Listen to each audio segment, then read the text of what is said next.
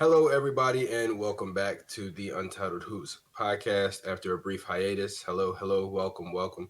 If this is your first time here, how are you? This is the podcast where we talk about basketball, mainly the NBA, mainly the 76ers. I am Sean. That next to me is our other host for the evening, Marquise. For the evening. Uh, Like I'm going to go for the away. evening, Right. yeah. Like Oh, well, no, I'm sorry. Well, he's permanent. He's permanent. But just letting you know, this evening he is uh, the other host of this podcast. Um, but yeah, not really much to talk about as far as the 76ers goes because we're eliminated. We're definitely not in the finals right now. But the Denver Nuggets and the Miami Heat are. Nuggets currently lead 3-1. Let's start off with Marquise. What do you think are the chances that the Heat come back? um I'm going 0.1. Um It's okay. the Nuggets just don't have hoes. Like I said that going into They this don't have any series. hose? They didn't have no hoes. And that's Oh, okay. exactly why like Jamal Murray he made that video. If you know, you know. So that's like he just wanted to prove to y'all that he had some type of hose. But no. They just don't have no holes in like their team and one of their biggest things, like the reason I ruled them out when they went against the Suns is because their defense wasn't there. And KCP, Bruce Brown, Aaron Gordon has truly stepped up. Aaron Gordon, last game I think he had like 26, 27 or something like that. He Yeah, really yeah. really showed me a little bit of what I seen for Andrew Wiggins last year, where like Hmm. he just fills the holes, mucks it up, makes it hard for the opposing wing, which is Jimmy Butler and Bam, and just the switching, the overall switching. Jokic has been fucking amazing. Jamal Murray as a second Yeah. option is fucking crazy. Um, Yeah. Jamal MPJ, Murray is a lot of teams' first option. Like hell yeah, that, like their star. hell yeah.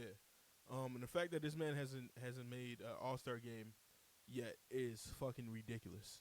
He's gonna get a championship before he makes an All Star game, and that's Well, crazy. the interesting thing about that is that I feel like when he really started to come along, like as a player, was in the bubble, and then after that he got injured. So it's hard to it's hard to say that it like doesn't make sense that he hasn't made an All Star team because it kind of does. He just hasn't played enough at the highest level yet.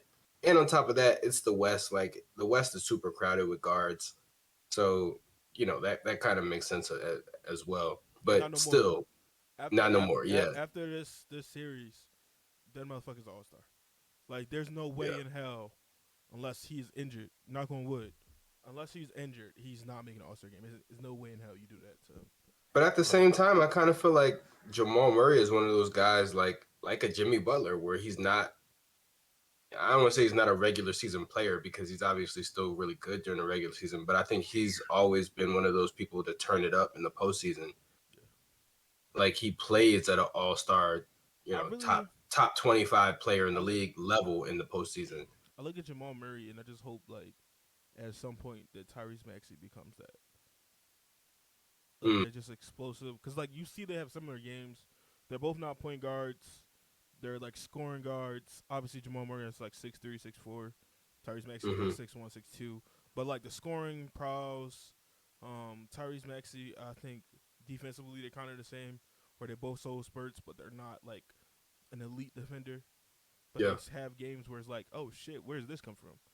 yeah. But I just look at that team and I go like literally, I except for KCP, nobody else on that team has a championship. No, Like and not defense, only that, a lot of them were kind of like outcasts, so to speak. Like Aaron Gordon was one of those guys who had obviously a lot of hype coming out of college. Won the dunk contest. Like it was a pretty high pick for Orlando. I wait, think I is think people expected more out of him, but to see him win a championship, it's kind of similar to the Wiggins thing with the Warriors. Like I think a lot of people sort of wrote Aaron Gordon off until he got with the Nuggets and really found that perfect role for himself. quick trivia for you. Aaron Gordon went to college with what former TJ cross? McConnell. Damn it! Fuck you. Fuck you. Let me finish, bitch. But yeah, TJ like McConnell. Yeah, I'm I remember that. I'm going down their roster. Nikola Jokic obviously is first. Jamal, Aaron Even Gordon, Jokic, second round pick. like I'm talking about like just ring like there's not often that we see a team win where like nobody has won. You know what I'm saying? Yeah, Except for like one person. And yeah, it's like you just look at it, you go, damn, all these people about to be champions. Reggie hmm, Jackson is about to get a championship.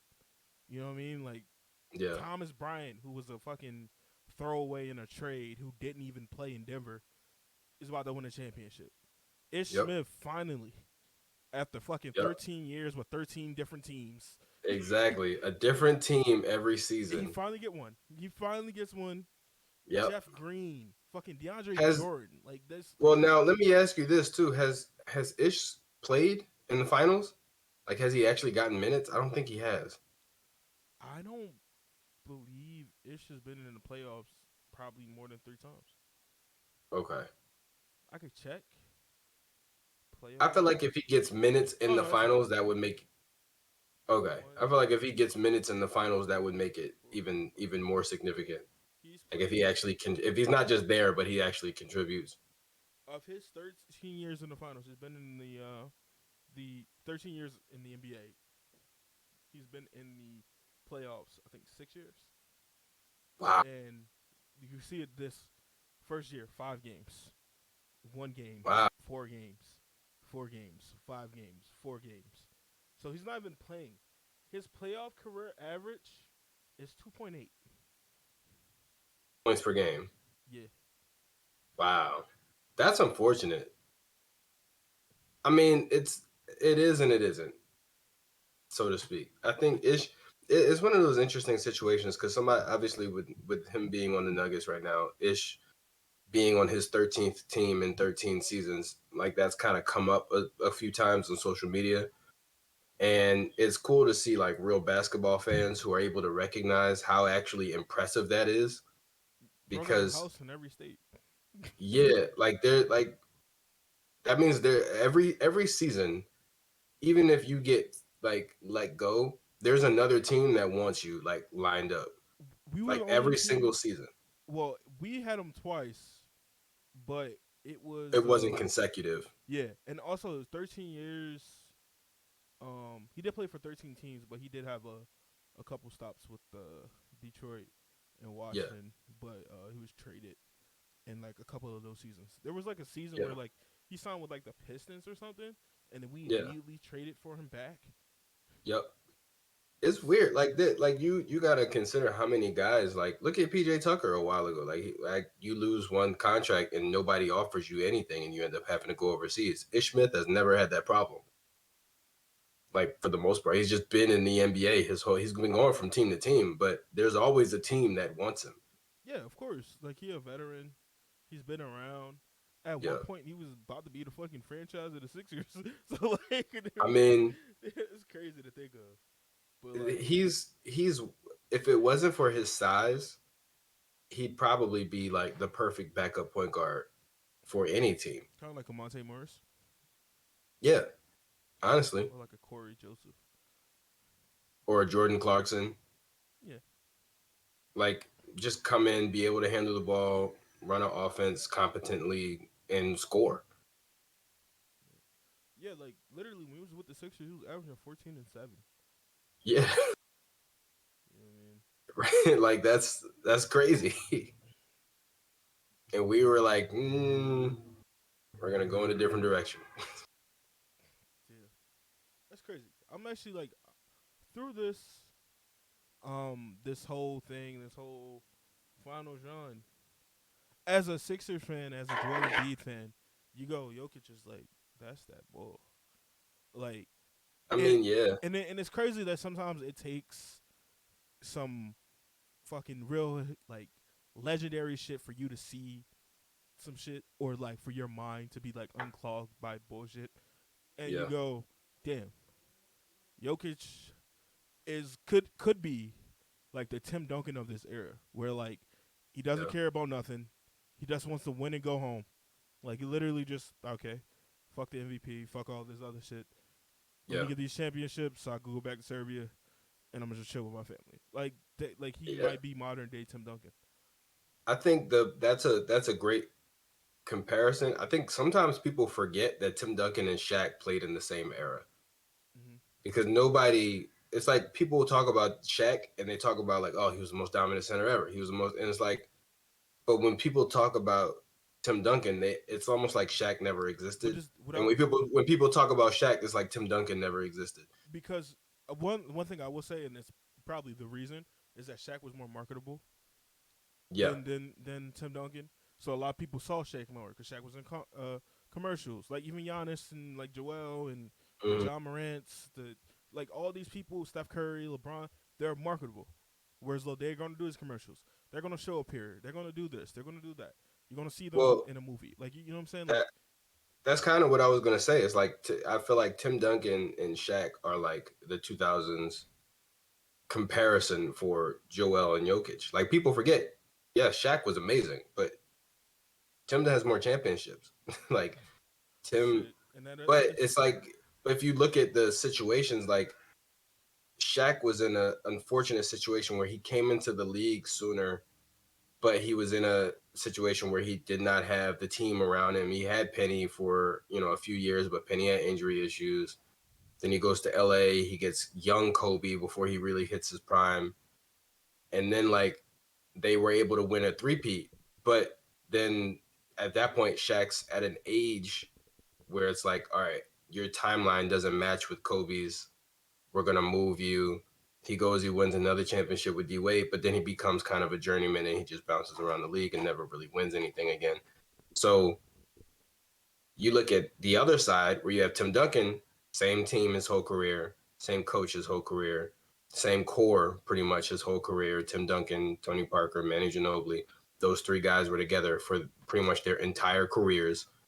You add in young pieces like a Kawhi, you know, like they were able to bring in guys who fit the system, who bought in, and it's just like it was the perfect situation. I feel like Jokic is kind of like that example. Like he's been in the perfect situation for him, whereas Joel's career has been full of so much like ups and downs and kind of inconsistencies. So it's like it's hard to it's hard to admit. It's hard to even put Jokic and Joel almost like I said, it's like Tim and Shaq. Like people almost don't even talk about them like they played against each other. But it's hard to imagine that or visualize that because for so long it kind of felt like they were in two different worlds. and what like another thing this whole thing has like just opened my eyes to is like you can't the two people, the top three players in the league for the last 3 years in terms of MVP voting has been Joel Embiid, Giannis, and Nikola Jokic. Only two of those guys are about to have rings. Yeah, So it's like Joel, yo, hey, hey, bro, like you can't even be in the same conversation as these motherfuckers no more. right. Talent wise, yes, but like we're never gonna go. Hey, he's better. We can't say that you're better no more. Not only that, but we're talking about even before the championships, both of them won back-to-back MVPs, Yeah. back-to-back MVPs in the championship Didn't for both of Giannis them. Giannis lose? It was like in the year that Giannis lost the MVP that he won the championship, Exactly. and And then it's the same thing Jokic for did it. Jokic. Back to back MVPs. The year he was going to win his third, he wins a championship. But he loses MVP. I mean, but he about to get fucking two more. I know. So it's like, So I mean, technically, Nuggets fans, he's going to three-peat. technically, He's going to technically, I three-peat. mean, didn't he already get the Western Conference MVP? So four. No, no, it's three. Wait, no. It would be four if he wins Western Conference MVP and Finals MVP plus two regular season MVPs. That makes him he has four MVP awards. Man, it sucks because like you see this shit and you go like, damn. The first time Denver's like really healthy, these motherfuckers win the championship. Whereas like, have you ever seen the Sixers team healthy, like from start to finish, healthy? I mean, I don't think we have. And it's like, The first year we were in the playoffs, Joel Damask. The second year probably was the closest we've gotten. That I think the 2019 with the Kawhi shot. I think that was the closest we've gotten, and that was the only year when everybody was healthy. But Jamal again, Murray. that was one of those situations where you had a team that was basically put together at the trade deadline. Yeah. It just sucks because like I'm just watching it and it's like if y'all just fucking 5 minutes, if y'all just play great basketball for the last 5 minutes of Game 6, Mm-hmm. this could be us. You know what I mean? Yeah, And it sucks to like just to see it. Like I mean, it's cool to see it. Like because like every time I see like a team for the first time win their first championship in franchise history, like yeah. you know what I mean. We've seen it what twice now in the last what 5 years? No, yeah, in the last 5 years we've seen it twice. Um, Oh, Toronto, Toronto. Toronto and Denver. It's Yeah, always dope. It's always dope because like yeah, that like you're going down. Obviously, it's kind of like the Lakers. It's the opposite of the Lakers, where like you win another championship, we expect it. Versus like, listen, we're just happy to have this. You know what I mean? Like we're just happy to be here. You know what I mean? And yeah. it's dope. It's gonna be dope to see. Obviously the series is still going, but I don't expect it to be anything. I don't expect Miami to come back. I feel like they've had a great season, and it's not to disrespect Miami and their fans, but they've had a great season. But it's like we're watching probably the best player in the fucking NBA right now, and he I doesn't even mean, have. win or lose, Miami has solidified themselves this year as the greatest eighth seed of all time. Yeah, oh yeah, hell yeah. So, regardless, like you've had a historic season. I mean, I don't really think there's any you know denying that. Is it the result that they wanted? Of course not. But I mean, I don't think anybody besides them saw this happening. So either I'm way, keeping a like it buck. was a successful I'm keeping a season. buck. I don't think they expected this much. I don't know. It's tough because, like I said, playoff Jimmy is a real thing. Like some players just turn it up in the playoffs, and honestly, it feels like Gabe Vincent, Caleb Martin, like those guys are the same. They're wired the same way. Like it seemed like they knew once they got here. All right, we're turning it up. You know what sucks for Miami? All those Free motherfuckers are agents. free agents. Yep. Gabe Vincent, Max Strus. Yep. I think Caleb is on a contract. Caleb can sign a contract, but like Yep. majority of your team is gone, and So you're a year older. yeah. I So if mean, that's the case, I mean, and they're a team where they're gonna have to retool anyway, yeah, because like exactly. they got to retool.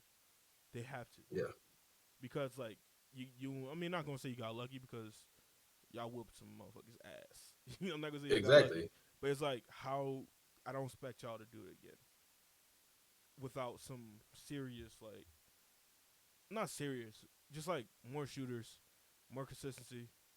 Yeah, Um, that's it. That's all they really need. I mean, and Coach Spo is gonna get them to buy in, yeah. and you don't sign that contract without understanding your role. So, I mean, I'm not gonna label them out of it, and it's like hard to, put teams above them because it's like, well, they're in the finals right now, so Yeah, exactly. it makes it very complicated. But like you assume the Celtics would be there, the Bucks would be back fully healthy. Yeah. Um, I would hope the Sixers would be there, but I don't fucking know anymore. I Um, mean, we know we'll at least be in the second round. we know we're gonna be there. Before failure comes back, sits right next to us. I think I think the I think the addition so let's transition a little bit to the Sixers now that we've kind of spoken on some of the other teams in the East. I think the addition of Nick Nurse, I think the biggest actually no, I don't even know if I can say this. I was gonna say I think one of the biggest flaws that we had with Doc Rivers was not taking Joel Embiid the fuck out of the game. Like if you're up 20 or if you're even up like 10 with like 3 minutes left in the fourth quarter, take Joel Embiid out the game. If they cut it to 5, put him back in. But if you hold that 10-point lead, just take him out of the game. Because almost for the past couple years, every time that Joel Embiid has injured himself in the first round, it has been towards the end of a game. And we already know Joel. is great for the first 3 quarters, and then the fourth quarter he gets gassed and he starts playing kind of sloppy. He stops bracing himself when he falls. Like it just looks cumbersome and like he's lumbering and tired. You have to plan around that. Unless you're going to implement some type of Miami Heat body fat restriction system, which I don't know if anybody in the Sixers organization has the balls to do. But if you're not going to do that, you have to plan around the fact that Joel Embiid is going to be tired by the time the fourth quarter comes. So you at the end of the day, it's like as a coach, you have to know, okay, I need to give him the rest that he needs so that we can go into the next round with him at 100%. And if anybody would understand it, it would be Nick Nurse, who went majority of their season without Kawhi due to load management, and that paid off. Like it paid off a lot. Whereas Yeah, like Joel, you got your MVP. Cool, great. Let's get the trophy that matters now.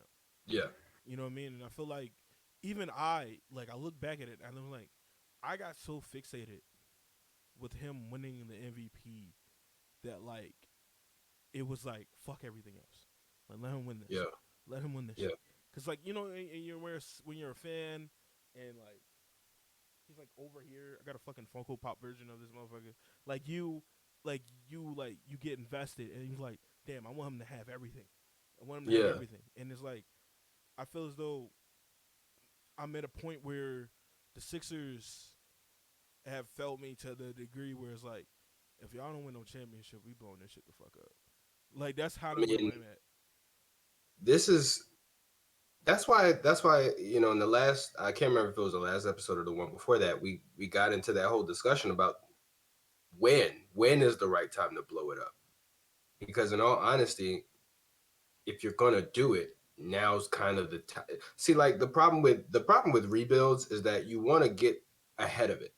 Mm. Like you really want to see it coming, and then like, all right, let's get started on this now, So, but right? I feel like next year is also a good time too because um Tyrese is Next year's probably a good time, but the problem is everyone's gonna it's we're not gonna be ahead of it. Everyone's gonna see it coming. Where it's like now, it's the same thing with the Ben Simmons thing. Like because we didn't trade him when we should have, we waited until we had to, and then once you have to, all the other teams are like, well, they got to move him, so we're not going to give them what they want. You know what I mean? but I feel like we have a player where as though you have no fucking choice. Like Joel Embiid is one of those players where it's like you gotta give us the brain chuck. You gotta back up brain chuck. If you got us on the phone, you gotta impress. Like you can't play around like, well, you gotta trade him. Like no, like if you're a team that wants a Joel Embiid, that wants a superstar in general, you're not fucking playing around. No, you're going for that shit. Like you're not playing around. I mean, I agree, but at the same time, we've seen that not work on occasion. Like, remember KD in the beginning of the season wanted the trade, and the Suns were like, "We're not moving Aiden," and the Nets were like, "All right, well, we're just not going to trade Kevin Durant." And But then it what wasn't. happened? They traded Kevin Durant and didn't get DeAndre Aiden. But they couldn't though. Right, but I'm saying because they waited too long. Like Okay. they probably could have gotten a better deal in the beginning of the year, but then they waited too long. And then by the time they decided, all right, fuck it, we're just not getting Aiden, they had to basically settle for even less than I think what they were initially offered. But I think they're better fitted. Cause like, why would I want Aiton when I already got Nick Claxton? Yeah, I mean, and that's true, but at the same time, it's like, but it's about the Brinks truck. Like, I want all of it. Like, But also you want as many pieces and as many options as you can get. but also being smart is an option though. Like, I why mean, would that's I true. bring DeAndre Ayton in and then Nick Claxton go, oh fuck, I'm about to go to the bench But versus remember, this was before the rise of Nick Claxton, though. Like, he was good, but he wasn't. They weren't looking at him the same way that they were by the middle of the season. and also I don't think DeAndre Ayton is that good of a player to make him your centerpiece. I feel like just because of his contract and the contract he was going to get or demand in Yeah. free agency makes him that, but I don't feel like he is. Like I feel I, like there's 10, maybe 15 other centers that are better than him. I don't know if he's that. I don't think he is either. But I think when you're talking about a trade for Kevin Durant, you just want to get in return as much talent as you can. Mm. So the fact that he wasn't in the trade, I think they felt like, all right, well, we're just not getting enough back. I mean, I feel like they did in a sense because they got a lot of pieces where they flipped. I mean, not a lot, but like Jay Crowder, they turned Jay Crowder into 5 second-round picks, Yeah, which it doesn't seem like a lot, but like we're looking at an MVP that was in the second round, drafted in the second round, playing in fucking finals right now. So like yeah, in Brooklyn, I mean, Brooklyn's done a solid job this drafting. Karis LeVert, Jared Allen, yeah. some other players that are probably blinking right now. But like, No, they have they've done a solid job drafting. Nick Claxton. Nick Claxton, yeah, they've done a solid job. Um, and whereas though, like now they finally have picks. You know, Marcus Smart, Jason Tatum, and Jaylen Brown Mm-hmm. was all their picks, and it's Yeah, crazy. It's crazy as yeah. hell. They were all their picks, and they're Mm-hmm. all probably the best core, like young I guess younger core because Jaylen Brown just hit him like 26, 25, but still that's young. And NBA, Marcus Smart's like yeah, 28. yeah, that's still young in NBA years. But you know, it's they're in a situation where like I feel like Mikal Bridges, how Yeah, was him and DeAndre Ayton going to work? Where I feel like Mikal Bridges was probably the best thing that happened hell yeah, as far as that trade goes. I But feel like remember, initially they were always getting Mikal Bridges. but think about this though. Think about this. The I think the reason the value I feel like the value of like the DeAndre Aytons, the Carl Anthony Towns, those type of centers are down Oh because yeah. we're seeing all the rim running bigs kind of emerge, like the Clint Capellas, Nick Claxton's, the Mm-hmm. I'm blanking on one more. What am I talking about? One more. Bam. Not Bam too, but it's one more like where it's like he rebound block shots. Why am I blanking? Oh, Jared Allen. Jared Allen, there we go. Like there's a lot of like I'm not gonna say low maintenance, but like they don't demand the ball. There are guys you don't call plays for. Robert Williams. Yeah, they just play hard, get Yeah. rebounds, dunk it. Like you know what I mean. They don't play around with the ball when they get it. Like I mean, one of the one of the best at that in the league is a four-time champion, Kevon Looney. yeah, I think the Warriors really were the archetype for a lot of the modern NBA because number one, they had shooters, and number two, they showed that if you have shooters, if you're going to play that perimeter game, your interior players have to be great rebounders and great secondary or like secondary defenders. and like And um, Karl Anthony Towns is not that. and like Kevin Durant has said this, and I don't know whether it's before the Aiton got his extension or after it, where he was like Joel Embiid and Nikola Jokic has set the standard for what a center needs to be in order to get that bag, like the type of bag that they get in max contracts. Whereas a Cat, DeAndre Ayton, like enjoy the contract you got now. Whereas though like Yeah, you guys are becoming, in football terms, the running back. You know what I mean? yeah, Hey, like you guys are cool. We do need you to make plays, but like yeah. also you're If you can't not catch it the in the flat, you know what I mean? if you can't catch it in the flat, then you're probably not going to get too Right. many big contracts. If you can't also double as a wide receiver, you know what I Yeah, mean? Like basically, yeah, you know what I mean? You ain't gonna get that shit. yeah, And Cat, there was a report that the Timberwolves are supposed to be trading Cat within the next couple of weeks, and which I said they should trade Cat, go in on Anthony Edwards. yeah, Um, there's like no point. I mean, you probably can't flip Rudy again because now everyone sees what I told them yeah, was there, nothing. Um, and it might work better because he is once again the reason why like low maintenance bigs are back. mm-hmm. In a sense, I mean, just not the contract. Because Yeah, like yeah, Rudy Gobert and Clint Capella, is there really a difference? You know what I mean? And I said this, no, and I said this before when it's talent like in terms of what they do on the floor, there was no difference between Hassan Whiteside and Rudy Gobert. They yeah, both were liabilities on the perimeter. They both were sought out after. Only Mhm. difference is Rudy Gobert Efficiency. was a team player, and fucking Hassan Whiteside only cared about his numbers. That was like Exactly. that's the only difference between the two. And And efficiency. I would say block to foul ratio, yeah, and, like that kind of stuff. and I mean, and Rudy Gobert really needs to thank fucking Utah the fact that they're a small market team and they needed to keep everything they could. Yeah. That he caught that he got that bag, but you Yep. know, like Clint Capella's not gonna get a bag like that ever. No. Nicholas Claxton, even though he's a young, not gonna get that. Like you know what I mean? Like, and it's probably the worst contract in the NBA. Yeah. The center position as a whole in the NBA is kind of it's weird because for a long time everybody was saying the center position is dead.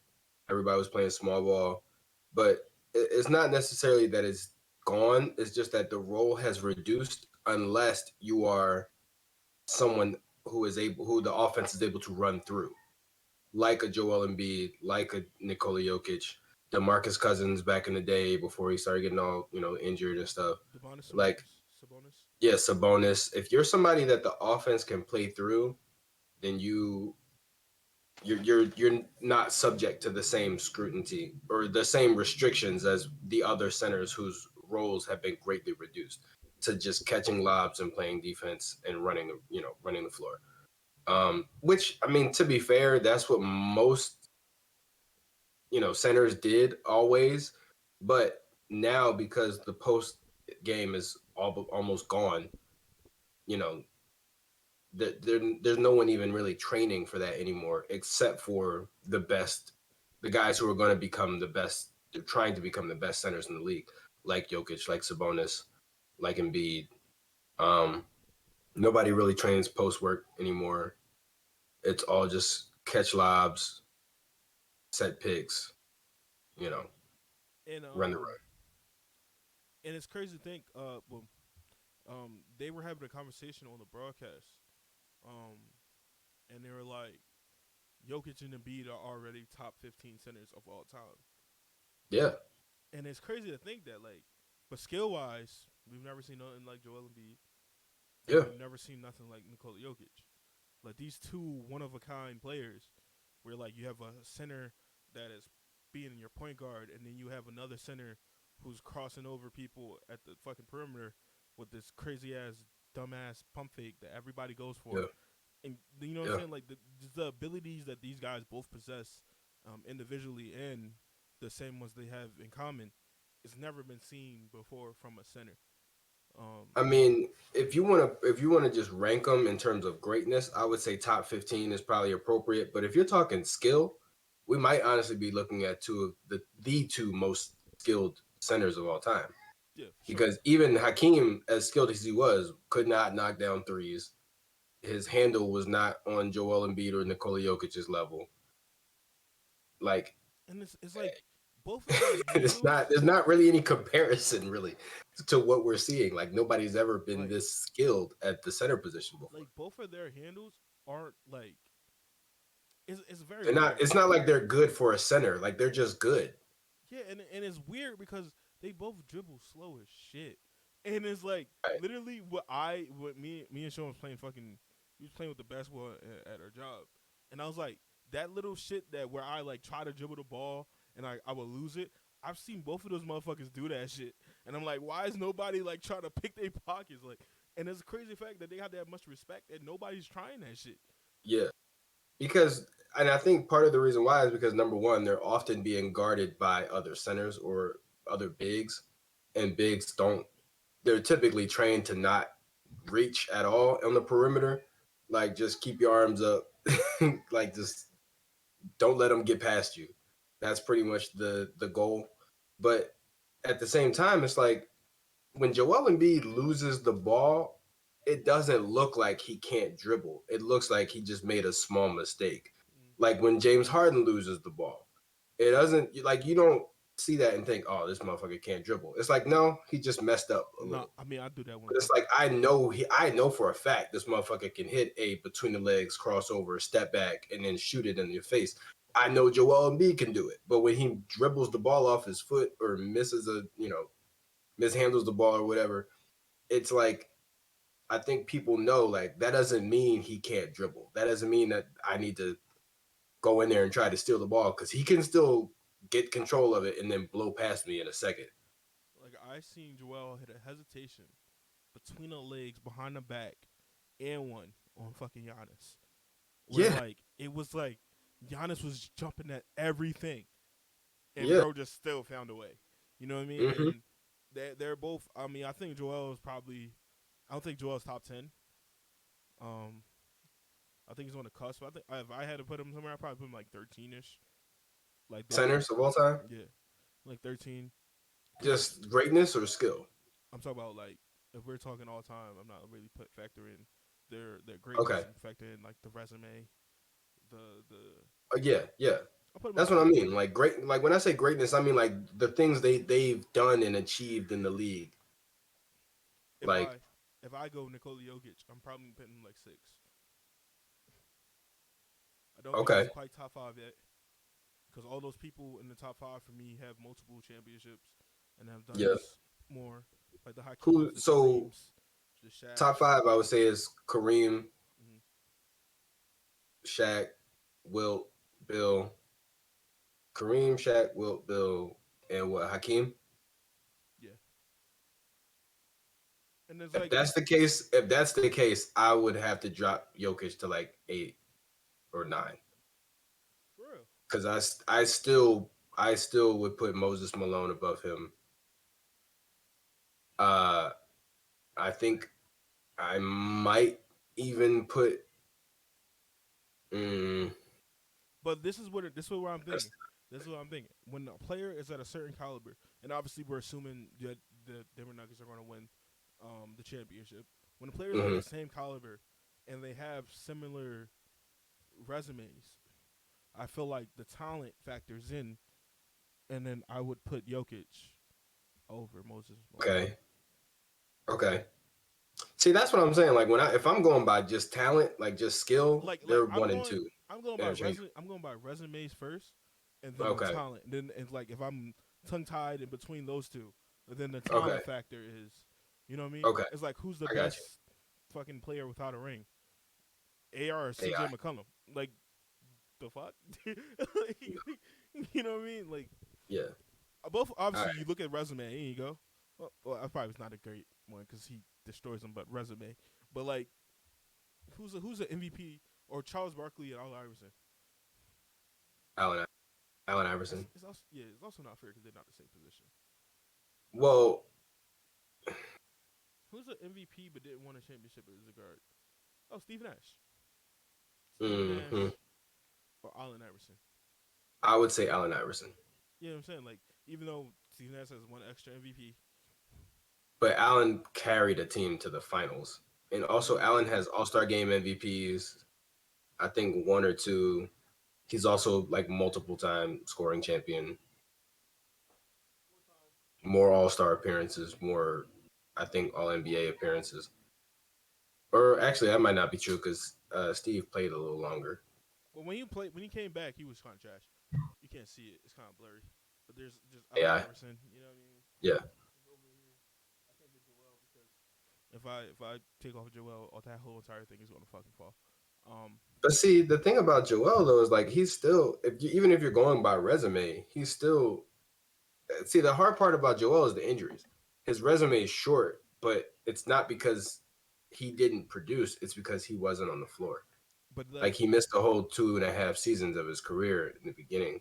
but when we talk about all time, Yeah, it's like if he wasn't on the court, that means that's 2 years where like you just yeah, wasn't on the court. Like you know what I that's mean? true. Like That's true. I mean, obviously we as fans are gonna go back and be like, he missed the first 2 years of his career. Imagine if he Well, didn't. But like, but the reason why I bring it up is because for me, I'm looking at production over time. So like Joel has done more in less time, or Joel has done a lot in less time than Jokic. Because if I'm not mistaken, Jokic has actually played way more games than Embiid has. yeah. So the fact that he's, I believe, got more or at least the same amount of All Star appearances, if not more, All NBA teams. Uh, Obviously led the league in scoring 2 times in a row. Like, I think he averages more blocks for his career. Like, you know what I mean? Like the fact that Joel's done what he has in a shorter amount of time, I think also means something. However, when you're talking about resume, that doesn't necessarily factor So in. this But this is if you're just saying which one is impressive, this is Jokic's resume: five time All Star, 5 time mhm, All NBA, All Rookie Team, 2 time MVPs, and a 1 time Western Conference MVP. Soon to be for me NBA champion and probably the Finals MVP. On Joel's side, 6 time All Star, 2 time scoring champ, 5 time All NBA, All Rookie Team, 3 time All Defensive, and this year's MVP. Whereas like if he actually does it, that Finals MVP shit, like there's you know what I mean, like they normally give it to the best player, yeah, and he would, in order for us to get there and to win, he would have to be the best player. So like yeah, assuming that we hopefully one day get into that situation is going to be him. Um, and it's crazy. Jokic is a year younger. yeah. But he's played more. Oh hell yeah! Jokic has played 596 games. Joel Embiid has played 394. So it's like the accomplish. It's like the production. To have that level of production in way less time, almost half as much time, is crazy. It is, Not to mention the fact that this is a guy who started playing basketball at 15. but we're in a league where all that matters is like Production. championship. Yeah, Production is cool. Like you're going to be a great player. Like we talk about Allen Iverson, never won a championship, but like it feels like when people talk about him, you would swear he has one. You know what I mean? yeah, Um, but obviously there's a difference between how people talk about Allen Iverson and how they talk about Tracy McGrady. You know what I mean? Like both of these guys were like elite scorers. I think Tracy McGrady went to the finals, if I'm not mistaken. no, No, he I didn't go don't to the think finals so. with the Spurs. I don't think so. And even then, Tracy's never led a team to the finals. But also, what I'm saying is like still Hall of Famers, both Hall of Oh yeah, Famers, both yeah, multiple time All NBA, multiple time All Stars. yeah, And it's just like we will never talk about them like they're the same. yeah. Where like in reality they are kind of in that same boat, even though AI does have that finals carrying the team. You know what I mean? All that Well, stuff. in the scoring championship, because Tracy McGrady, I don't think has led the league in scoring as times AI, if I'm not mistaken. Well, not as many times, but he does have 2 on his rap sheet. Yeah, He averaged like, 32. but still, but see, that's the thing though, and it's also like I think when people look at a person's legacy, they consider degree of difficulty. I think that is sometimes something that goes into the factoring of it because remember, Allen Iverson was like fucking 5'11", like so like that level of production at that height is unprecedented.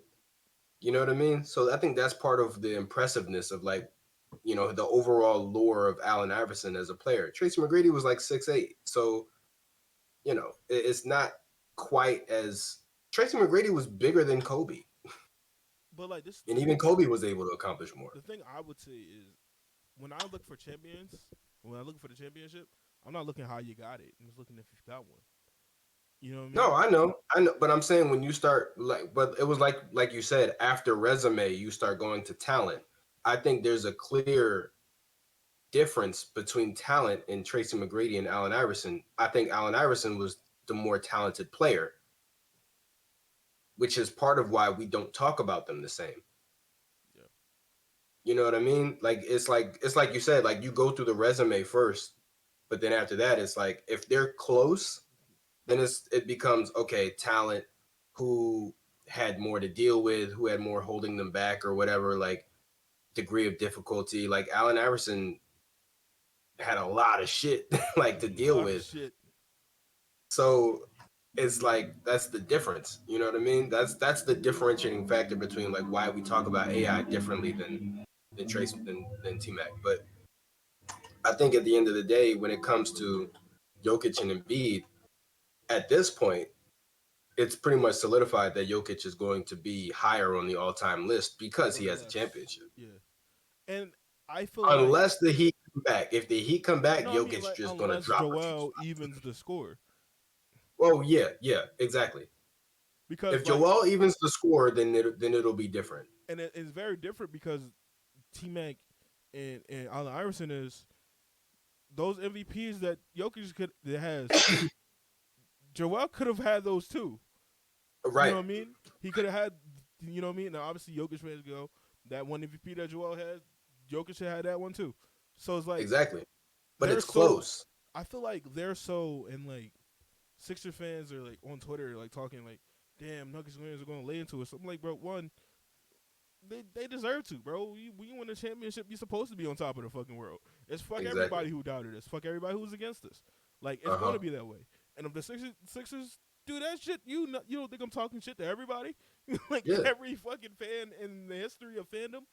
I'm start talking Yep. shit about Seattle Sonic fans. They had a hit fucking team in fucking 10 years, but we talking shit about them. Like you know what I mean? Like they're supposed to do that. And Yeah. I mean, I don't know. Like I said, it's close. I think as of right now, like you said, if you're putting Jokic at like 6 or 7, if you that has to be you're factoring in a championship. yes, If not, I think they're both like 13, 12, yeah. like that range. Because I feel like in order Um, to be top 10, you gotta have some type of you gotta be to the finals for me, Joel. You gotta get there. Like you know what I mean? I mean, at least, because I think Charles Barkley, you could say, is in the top 10 power forwards of all time, even I though say he probably top doesn't have a 5. ring. Top no. I think No, Anthony I don't know Davis might about be that. up in front of him. Yeah, I would say Tim Duncan AD, Tim Duncan, Dirk, in uh, in order though. KG. Oh, in order? Is Tim Duncan? Tim Duncan is the Uh, best power forward of all time. yeah, Tim Duncan, then Dirk. Ooh, uh, KG. KG, I think AD is in top 5. Giannis. Giannis. Oh, you know what? I think AD I might. I leapfrogs think I Giannis. put Giannis. I think Giannis is 3. Mm. I think it's. No, I mean, Giannis might be 2. Giannis might be 2. I feel like one of the I reasons think it's. I think it's Tim, Giannis, Dirk, KG, and Davis. I look I then once again you got to look at the players, and obviously Giannis' career is not over, but Dirk beat a fucking team that he was not supposed to beat, where he was But like the yeah, but standalone, Giannis has 2 MVPs. but he was the standalone like he's a standalone guy. He won the first championship in franchise history on a Yeah, but that's team not fair. that he was not supposed to beat, and I mean he fucking dogged them, Yeah. No, it's dogged true. them. Where you But thought Giannis had an amazing finals against he Phoenix did too. have amazing finals against Phoenix, but like And Phoenix was the number 1 team in the league. Let's not forget that either. we, Come we on now. I knew Milwaukee was beating Phoenix. I listen, Phoenix was nowhere near the Miami Heat that Dirk beat, but still, they were the number 1 team in the league by a pretty good margin, and Giannis still beat them. So that has to be worth something. And on top of that, he dropped like 50 points in the finals. Like he has clutch free throws, clutch performances, like But listen, and 2 MVPs. he had one crazy block. Talk about Giannis. Hmm. I think he blocked the alley oop that probably would have won Phoenix the game or put them up in the game. Yeah. He had a 50-point game, but every night Dirk had to go against a 3 fucking headed monster of Dwayne Wade, LeBron James, and Chris Bosh, But I and mean won. that's 100% true. But oh fuck, Chris Bosh, Chris Bosh he probably like 6. top 15 Mm. As a 2-time champion. as a two-time champion, third guy. Never really got to see his full potential because he left Toronto and but kind of probably kind of Had injury issues, had yeah to retire early. kind of jumped into it. You know what I mean? Definitely Hall of I Famer if mean, he's not fuck, already. bro, Pau Gasol. Pau Gasol, yeah, hell yeah. I just don't Like think it's some guys. Like I just don't think Pau could possibly be out there. But I just think top five is kind of solidified. Whether you change it, I mean, I think AD is probably the one where like, I think you could replace AD with Pau. yeah, you could kind of switch out AD because I mean circumstances. His date come in the bubble, you know, you know. And not only that, he only has one. Pau's two. Pau has two. Maybe I don't know. Should we do it like a fucking like when the shit gets kind of like And over? if I'm not mistaken, Pau has a gold medal as well. I mean, I know where this is like an NBA thing, but remember, the Basketball Hall of Fame is the Basketball Hall of Fame. It's not the NBA Hall of Fame. Like Powell's accomplishments in FIBA basketball and the Olympics, I don't think they should be overlooked as well. So Pau is a six-time All-Star, two times NBA champion, four-time All-NBA, All Rookie, and he won Rookie of the Year. Whereas though Anthony Davis, crazy how they both won their first championship with the same fucking team. Mm-hmm. Could we just like point out like how many top players in the NBA come from the fucking Lakers? Like in an all-time list, like Lakers, Celtics. I mean, yeah, Lakers, Celtics. But the thing is, too, like you got to remember, people go to the Lakers. So Like the Lakers, a lot of the Lakers' best players were not drafted by the Lakers. I think it's only really like three. I think AD It's has. Kobe, it's Kobe, Magic, and Jerry West. I think AD has Paul Gasol's number. Okay. I'm gonna read you this: 8-time All Star, 3-time block champion, 2020 Mm. NBA champ, 4-time All NBA, All Rookie, 4-time All Defense, um, 2016 2017 All Star Game MVP, and him, unlike Paul Gasol, made NBA top 75. Oh, that's crazy. Powell didn't make 75. I didn't know that. I did not pay attention to that at all. Okay. Wow. Yeah, Wow. I mean, Dame made it too, and that was crazy. Not to say that Dame, that was crazy. That shocked some people. I mean over Paul Gasol, over like Dame is not like a fucking Allen Iverson where like you go, he don't have it, but fuck it, we'll give it to him because he did everything possible. Like I don't have Yeah, Dame on that same thing because Dame once again never been to the finals. So and it's like, Dame has had better teams than Allen's ever had. and then on top of I'm that, sorry. the time you actually got to the Western Conference Finals, your ass got swept. I Yeah. mean, you were supposed to, but like you Like didn't. Dame at least has CJ. I don't know if Allen's ever even had a teammate on CJ's level. Yeah, damn. That's crazy. Yeah, that was crazy. But uh, yeah, I mean, I guess AD. I honestly going through that resume, I think AD solidified 5. I think Giannis. I would probably move Giannis to 4. I mean, not Giannis. I mean Giannis 3. What? Giannis to 3. And who's that too? Dirk. I don't know. We might have to go through those resumes. Think about it. Not only Here, did I'll pull up Giannis. You pull up Dirk. I don't know.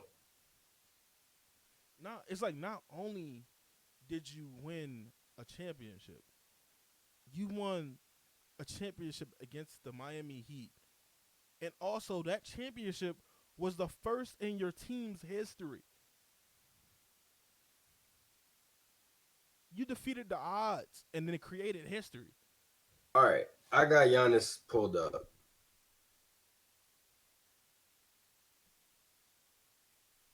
you want me to go first? You can go first. Dirk Nowitzki, 14-time All-Star, 2011 NBA champ, 12-time All-NBA, MVP of 06-07, 2011 Finals MVP, and made the NBA 75 team. Okay. So remember, Giannis hasn't been in the league for as long, Obviously, so his we career gotta is still going. factor that in. Yeah. But that's what we're talking 7-time about All. right now, though. But hold on, because wait a minute, because remember, this might work against you. The fact that Giannis is still going. No, I'm saying if we're doing it right now, he's not. No, I'm saying right now they're close, and he's still going. But Giannis, 7-time All-Star, 2021 NBA champ, 7-time All-NBA, 2013, 2014 All-Rookie, 5-time All-Defense, 2016, 2017 Most Improved, 2-time regular season MVP, 2019, 2020 Defensive Player of the Year, 2021 All-Star Game MVP, 2021 Finals MVP, and NBA 75 team. it's crazy because he had to be most improved. Dirk was great from the start. I just want to put that out there. No, he wasn't. No, he wasn't. No, he wasn't. He definitely was not. He definitely was not. Dirk averaged. Dirk didn't need. He didn't need. I know he averaged like 8 points his first year, but like Dirk didn't need Yeah, most improved. exactly. They already knew. Exactly. They No, already knew. They already knew. no. And not only that, Giannis was coming onto a team where he had other guys at his position that were kind of like all jockeying for position. Also, Dirk did it with a retirement home. God. He Okay. did though. Come on now. He did it with a retirement home. Like And Tyson Chandler. that's an impressive resume. The only thing that Dirk has on him is the All NBA and All Star appearances. That's it. And Giannis has more MVPs. He has a Defensive Player of the Year. He has a All Star Game MVP. and Hall of Fame. And 5-time All Defense. I feel like by Giannis, by the end of Giannis' career, he will be number 2. But I haven't put Dirk there. Okay. I haven't put Dirk there. Okay. I think Giannis is 2 right now. I think if it wasn't for Tim Duncan's 5 championships, I think it'd be a clear like 1 and 2, like Tim and Giannis. I even put it to you this way. I think Giannis is number 2 because he has the better resume, but also he has potential to even grow that resume. Like it's not done yet. That's the thing. Like it's already longer than Dirk's. It's already longer than Dirk's, and he's not done yet. Another similarity they both have, they both were number 1 season. They both got beat by number 8 seeds. Who? Oh, Giannis and Dirk? Giannis got beat by the Miami Heat, and Dirk got beat by the We Believe Warriors. Yo, that's true. That's crazy. I forgot about that. That's crazy. That's the year. That was the year he won MVP. Yup. Motherfuckers was like, nah, Dirk, nah. Can't happen to us. Yeah, Giannis is number 2, bro. Giannis is number 3. He will probably finish there, but right now he's number 2. I mean, he's number 3. More MVPs, 5-time All Defense, Most Improved, and Defensive Player of the Year, and an All Star Game MVP. Sure. Dirk didn't care. Dirk never cared about that All Star Game MVP. Dirk didn't care about defense. But remember, you laid out the rules. You said resume first, then talent. Dirk, and then even if you want to talk about talent, how many times Dirk scored 50 points? Pretty sure it happened. No, I know. I'm saying, but how many times? Dirk Nowitzki. Go over and I'll even give you this. Go over Dirk's career numbers. What was his career averages? I mean, he's at 2. What? 2. 2 what? 50-point games? Ever? Yep. I mean, I don't know if this is regular season. How many 50-point games regular season? He's only at 2.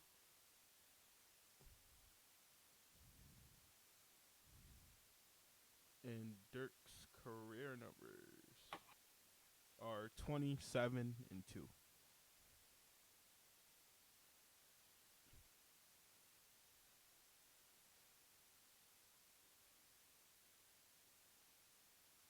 It's crazy. Dirk has only averaged over 25. Wow, look, Giannis has reached 50 points or more in 6 regular season games. That doesn't include his 50-point outburst in the game 6 of the finals. So So he scored 50 or more 7 times. did Dirk beat the Heatles? I mean, did Giannis beat the Heatles? Nope. You know what he did? You know what he did? He lost to him. He lost to the You're Heat. breaking He you're he lost to breaking the you're Heat. breaking your own rules. You're breaking your own rules. Not And only Dirk lost to the Dirk Warriors Dirk before Steph. Dirk beat the Heat. Well, See, that's the Giannis thing. lost That's to the the Heat. thing. But that's the thing. They Giannis did lost sweep to the the Heat Heat. one time. Giannis lost to the Heat, right? But Giannis missed what, 2 games? And let's not act like Jimmy Butler isn't one of the best two-way players in the league. So come on now. Uh, Dirk lost to the Warriors before Steph. He lost to Steven Jackson and Baron Davis. I like mine's better. Okay. I like mine's better. All right. All right. All right. Giannis, like I said, I think Giannis is 2. I think Giannis is 2. Dirk is 3.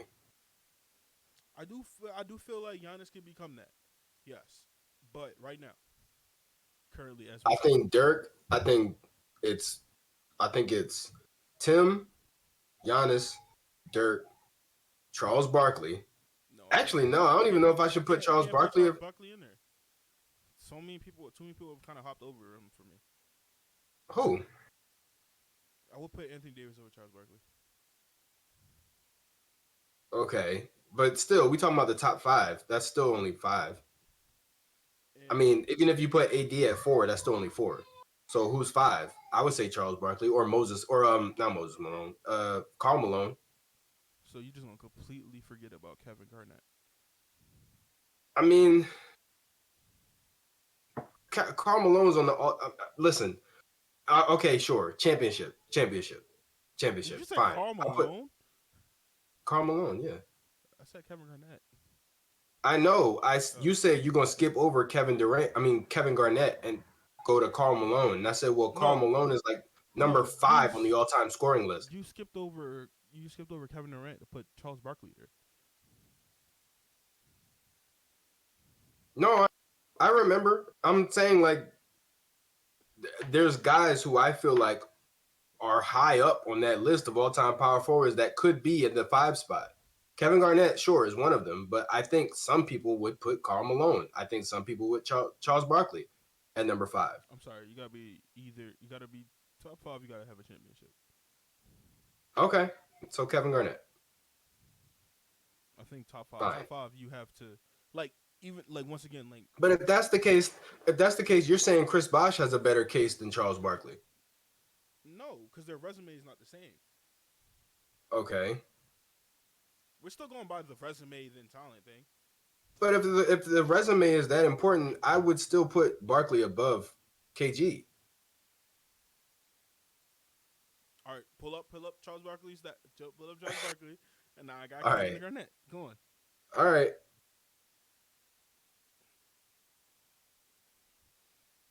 All All right, right. while you're pulling up, I'm gonna give you that. On top of I everything, got it. I got it up. Hall of Famer. Who? You doing KG, right? KG. I'm doing KG. Okay. 15-time All Star, 4-time rebound champion, 2008 NBA champ, 9-time All NBA, All Rookie Team of '96, 12-time All Defensive, 12-time All Defensive, 2003 MVP, All Star MVP, 2004 MVP, Defensive Player of the Year of '08, and made All NBA 75. Okay. Here's Charles Barkley. Kevin Garnett wins.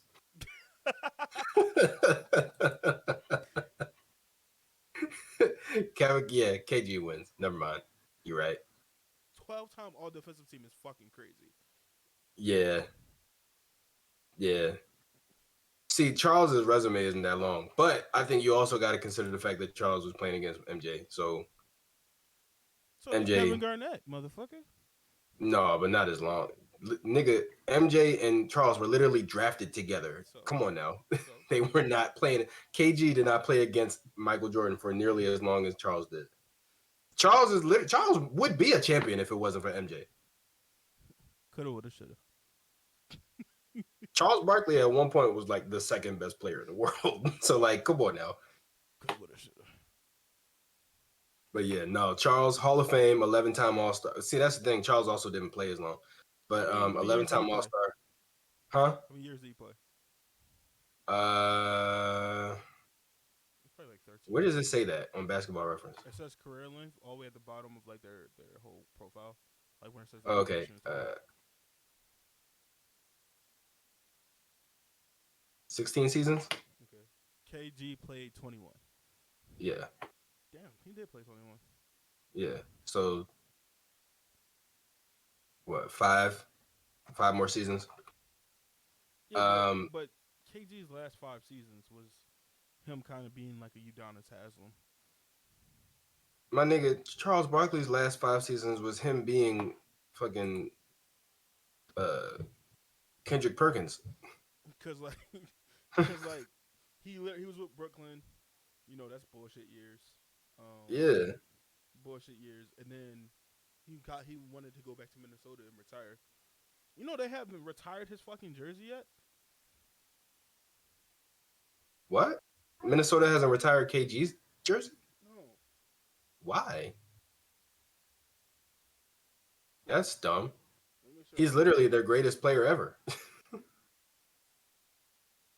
But anyway, but no, yeah, Charles Barkley, 16 seasons, 11-time, he's Hall of Fame, 11-time All-Star, Think about it. Think about it. only rebound champion only once, 11-time All-NBA, All-Rookie Team, The Boston Celtics. All-Star Game MVP, 93 MVP, and NBA 75 The team. Boston Celtics retired KG's jersey before the fucking Timberwolves did. There's That's no dumb. fucking way.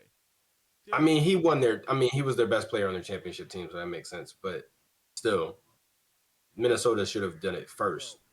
Once he retired. He retired with the Timberwolves. Once the fucking Memphis Grizzlies traded away fucking Zebo and Tony Allen, they literally was like they were still actively playing. Mind you, Tony Allen and Zach Randolph were still actively playing, and they retired their numbers. Yep. Like, come on now. He got you to your only finals in your history of your franchise. I think KG, damn, going down that resume, I think KG is clear number 5 then. Yeah. That's tough. All right, well, anyway. What the fuck were we talking about? I don't know. We kind of we went on a crazy tangent. We did. It was good though. It was fun. All right. So actually, now that we're on the subject of retired numbers, somebody brought up something very interesting about Jokic.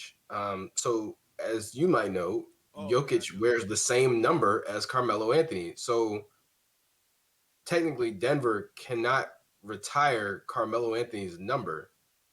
This is what I would say. Look at the resume. I mean, and think about it. He's about to win you your first championship in your franchise history. Yeah. All respect to Carmelo Anthony, but fuck you.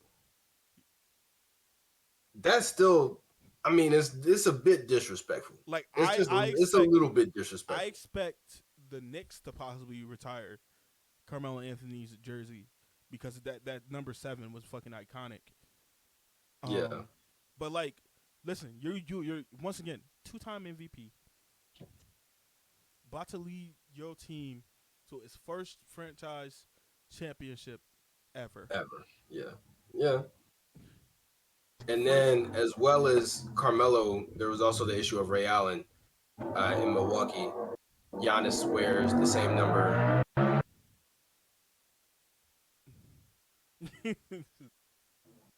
Giannis wears the same number that Ray Allen wore in Milwaukee. I don't think that's as big of a deal. I think that's very clearly, like, very, very clear. Like, yeah, no, Ray Allen's. Yeah, no. The first championship.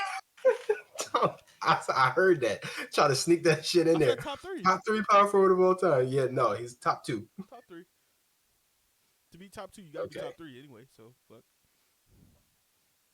okay, okay.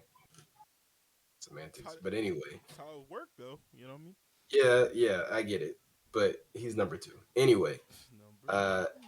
Ray Allen also will never get his jersey retired with the Milwaukee Bucks I because thought Giannis wears the same number. I thought I think Giannis. possibly I Ray think Allen Ray was about to Allen. get his jersey retired with the Heat.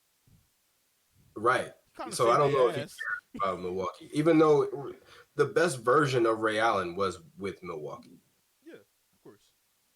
But Um, he literally saved Miami's ass. Like yeah, him and Mike Miller saved their ass yeah. a couple of times. But that's crazy though. Now here's my next question: does Joel Embiid get his jersey retired in Philly? Yes, Really? With just one MVP? one MVP. So yeah, Okay. Because I mean, AI got his jersey retired. It took a minute though. I mean, also AI took forever to retire. But he officially retired. You got to be 4 years. yeah, One move. but AI took at least a team to the finals. He was a multiple time scoring champion, not just two. And he won an MVP, and he won All-Star Game MVP. Like he had a pretty long resume. I Um. think longer than Joel's is at the moment, Well, but not longer by much. let's also look at management. Management plays a True, lot in that, and they love true. Joel. I still love Joel, even though he fucking pisses me off all the time. And Yeah. I just don't think after Well, him, but just eh, like this, like let me finish this. I just go don't ahead, think go ahead, go ahead. after him you can let somebody else wear 21. Okay, I just don't think you could. okay. Like, I just don't believe you could.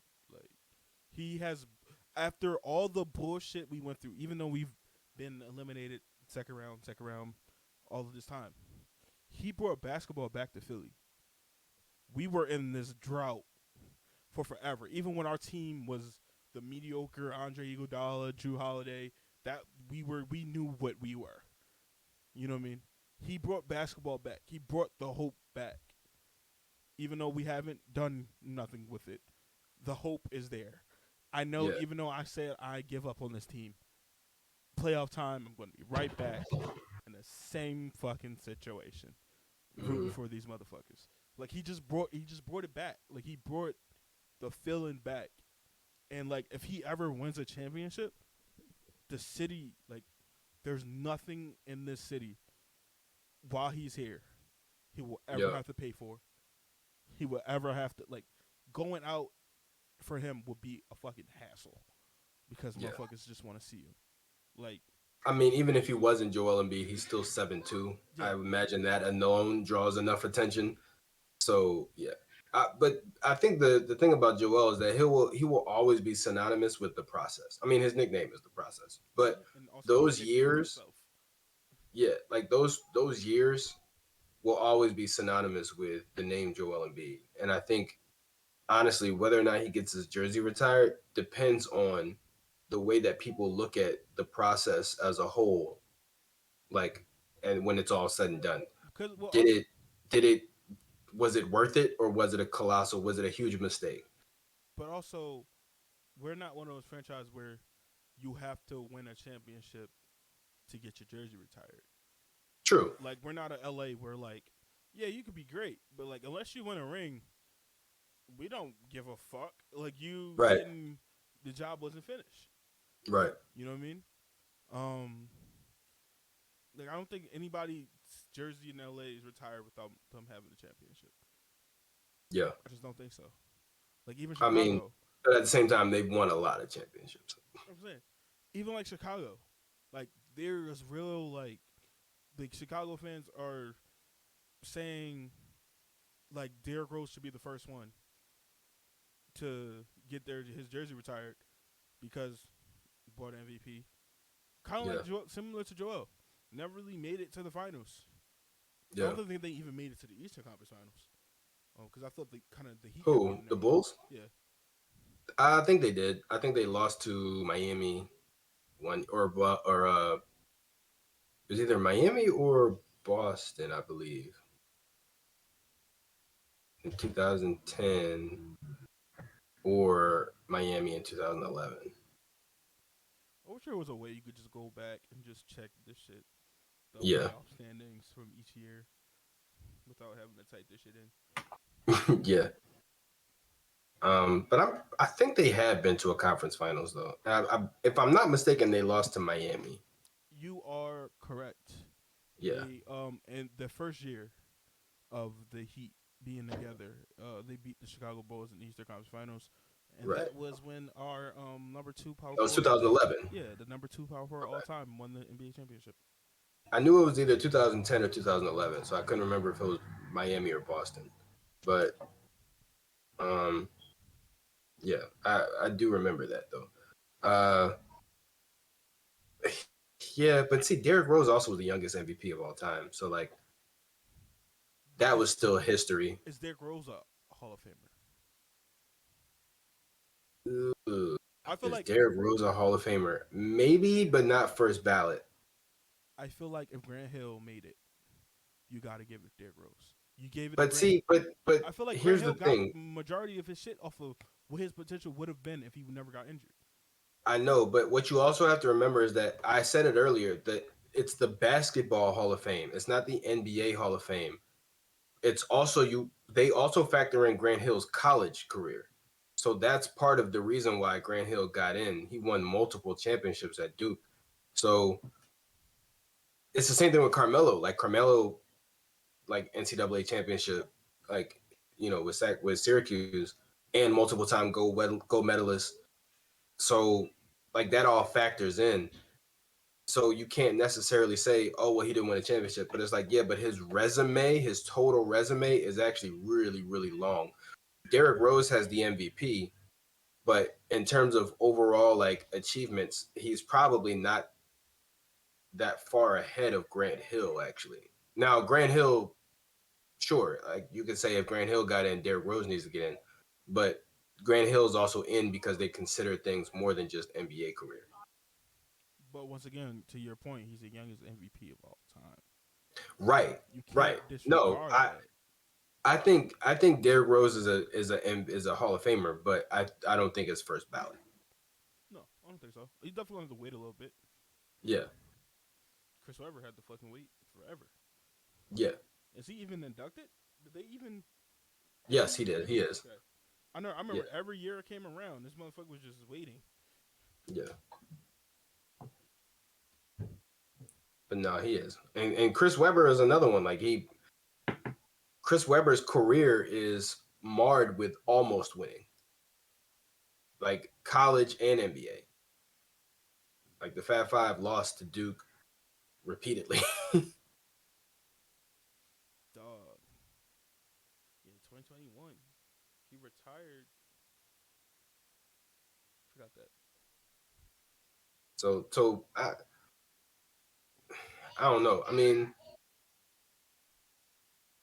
I think sure. I think Derrick Rose is a Hall of Famer. Is Jimmy Butler a Hall of Famer? Damn. I do think he's gonna get in. I don't believe he's first ballot, but I do think he gets in. Here's the thing: Derrick Rose, he's the youngest MVP ever, right? But he only won one MVP. Jimmy Butler's never won an MVP, but this is his Well, second time carrying a team to the finals. technically he did. No, Jimmy's never won MVP. He won Eastern Conference Finals MVP. Oh no, yeah, I'm talking about regular season. Like, but this is Jimmy, Jimmy. This is Jimmy's second time carrying a team to the finals. Jimmy, six-time All-Star, still champ, five-time All-NBA, five-time All-Defense, 2015 Most Improved, and 2023 Eastern Conference Finals MVP. I don't think he's first ballot, but I do think he's gonna be one of those names Yeah, once he retired. Be like, oh shit, yeah, Jimmy. Like shit, I think Jimmy's a championship away from first ballot. 100%. That's why he needs to come bring his ass back to Philly. He's not. Come on back, Jimmy. He's already said the Miami Heat jersey is the last jersey he'll ever wear. But he also said before that a jersey he would never wear. would be a Miami Heat jersey. So, But that was when he was with the Bulls, so, who lost to them in the conference finals. so, Jimmy, come So back, he hated. So that was why he hated the Heat. come back, Jimmy. Nah, Joel. Nah, he's. Listen, I hate to say it, but Joel Embiid. Oh my God, I'm not gonna say it. Never mind. I'm not Go gonna ahead, say it. speak your mind. Hot takes. Let's get it. As a Joel Embiid fan, I am a Philadelphia 76ers fan. Let me state that first. I am a Philadelphia 76ers fan. However, as a basketball fan as a whole, I can recognize when an organization is not being run very well. Oh, you talk about like As a the Sixers? and as a Joel Embiid fan, I can say that I feel like he would have been way better off as an individual and as a player had he been drafted by Miami. Had Joel Embiid been drafted by Miami, Tell you right this now. is like his entire career, I feel like would be we honestly, this is gonna sound crazy. If Joel Embiid had been drafted by the Miami Heat, there would not be an argument between him and Jokic. Probably not. I think Jokic would be a clear second. Because it's like we just kind of got players and we didn't have a structure because our structure was losing. Right. And it's crazy because now that's all we do now. Um, and like our structure was always just whoever's the best, put them on, come on, put it on the jersey, go out there and play. Whereas though Miami, even when they weren't the best team, had this fucking assignment where it's like, this is what you're gonna do, this is what we expect for you, this is what you're doing. I don't care if we're gonna lose fucking 50 games. This is what we want. This is what you need to do. This is the shots you need to take. This is what we Yeah. need to do. And from there on, if we see difference, that's where Yeah. we're going to change that. But come in, nothing is bigger than the team. You're Yeah. not better than the coach. I'm fucking Pat Riley. Yeah. Come Lose some down, fucking fat ass. lose some fucking weight, fat ass. Like, you know what I mean? Like, just Pat Riley by himself just goes into his fucking drawer, pulls out Mm-hmm. a fucking trash, a Ziploc bag, because I'm pretty sure he does some disrespectful shit like that. He keeps his fucking championship rings in a Ziploc bag and throws that shit on the fucking desk and goes, "That's what I did. What can you do?" You know what I mean? Yep. Like, you feel me? And we never had a culture. We've never had our culture. We never did. Like, players have been our culture versus us having Right. one. Right. Just like Miami, no matter who came through Miami, these motherfuckers are gonna be tough as hell. They're Yep. gonna have the mentality of next man up. Yep. Like, no matter, us is like, so like Joel's gonna score. Yeah. He's gonna do this. Yep. And then we hope we're gonna win. Like, that's it. That's all we have. Whereas though, it's like, I feel like even I'll check that. The city brings the culture to the Sixers. It's not But see, that's the problem though, because we can only get so close. Like and yes it the is. It's best we very can much so. do is boo you when you fuck up. That's That's the when you're crazy. not playing hard, when you're doing bad, the best that we can do for you is boo and let you know, hey, you're not doing good. But if the coach is on the sideline telling you, hey guys, we're right there. We just need a little bit more effort. Like we can't compete with that And as it's so fans. crazy because I mean I've never been in Miami, so I don't know this, this path of it is. It just seems like Miami culture in the city of Philadelphia would go right together. Right. It would go It would be perfectly together. perfect. It would be perfect because like we would be like, we don't have to boo. Spo's gonna get Nope. him. Spo's Nope. gonna get him. Like, you know what I mean? Like, just even like just the people they got on their sidelines, just like giving people confidence. Like, Yeah. who the fuck was Gabe Vincent? You know, who the fuck was Matt Strus? Ben Adebayo was just some kid getting destroyed by Joel Embiid in his first year, and here he is. Like, you know what I mean? Like, and it's like they was developing a group of dogs. There was so Duran Wright actually did an interview recently with I believe it was Gilbert. He was on Gilbert Arenas podcast. Darrell or Delon? Darrell. Okay. No, wait, or was it Delon? Darrell's the older brother. Darrell. Then it was Darrell. Darrell actually So also played for the Heat. So yeah, he was drafted by the Heat. yeah. Um, and he was talking about the Heat culture, and he was saying like part of the reason why Pat Riley and the Heat organization are so strict is because they're competing with the city of Miami. Yeah. Like they're competing with the nightlife. It's They're easy to get competing with lost. the glitz and glamour. Right. It's easy to get lost. He said Pat Riley's whole mentality is I'm gonna get these motherfuckers so tired They don't want to do that nothing by the else. time it's done, you're not gonna want to go anywhere or do anything. Like you're gonna be so exhausted that the city won't matter. Mhm. And because I feel like even though Philly obviously has a lot to offer, because we're not Miami, Right. like there we don't have that. The closest We don't beach have is in that Atlantic rigorous City. like yeah, like Philly's a weird city where like we're a big market, but we're not Miami. We're not New York, we're not LA. So it's like you don't have to try to compete with the city, but at the same time, we're also not a small market team like San Antonio or Salt Lake or whatever where like the only shit that there is to do is play basketball.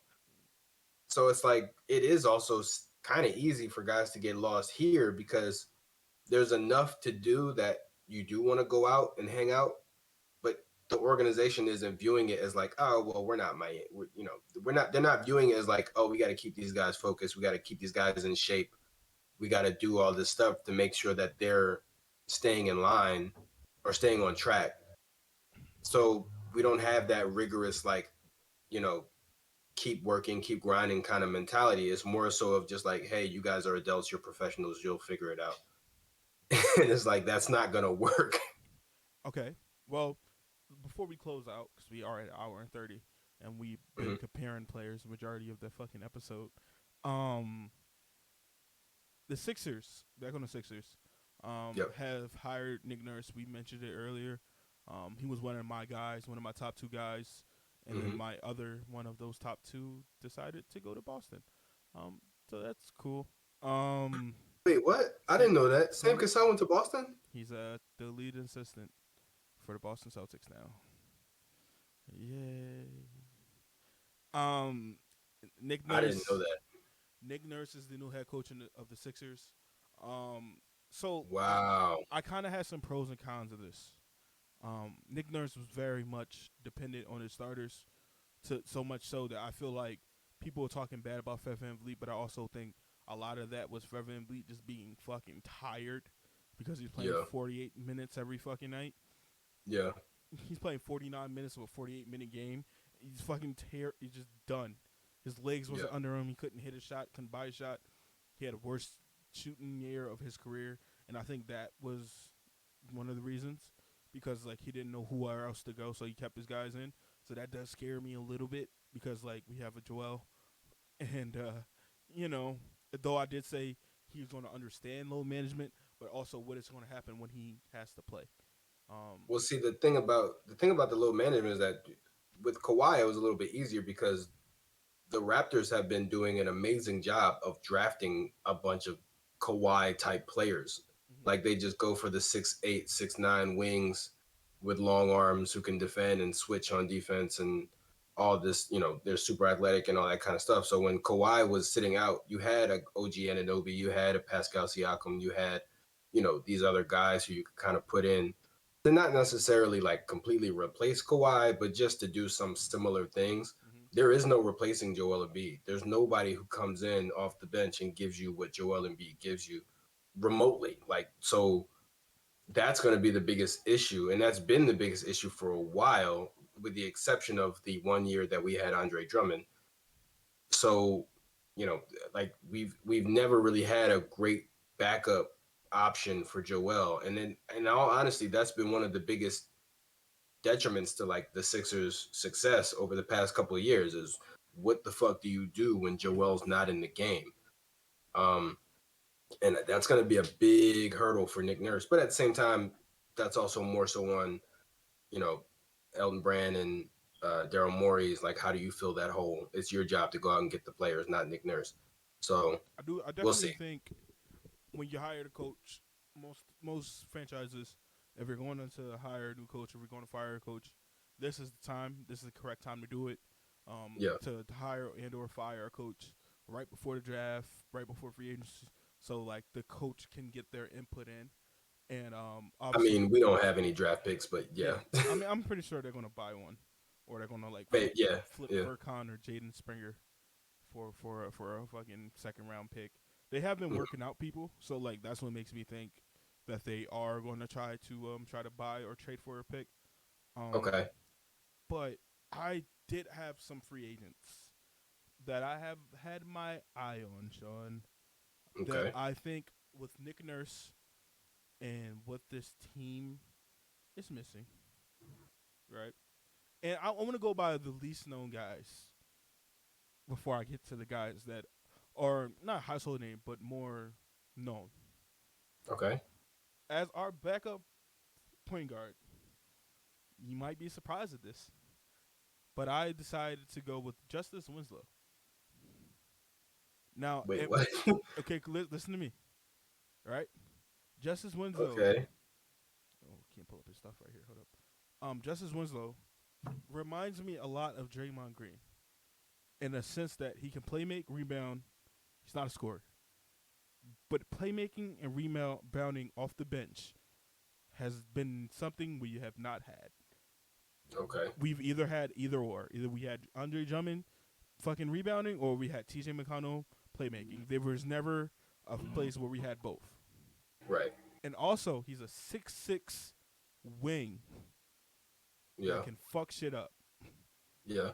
He's defensively nasty. He's one of those guys that can muck shit up.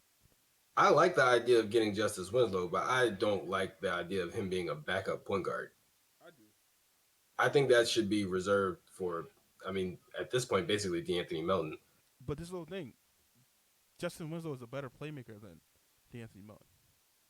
Well, yeah, I think they should be on the floor at the same time. Yes. This is the vision. I'm selling it. I'm selling it to you, Okay. Okay. Sean.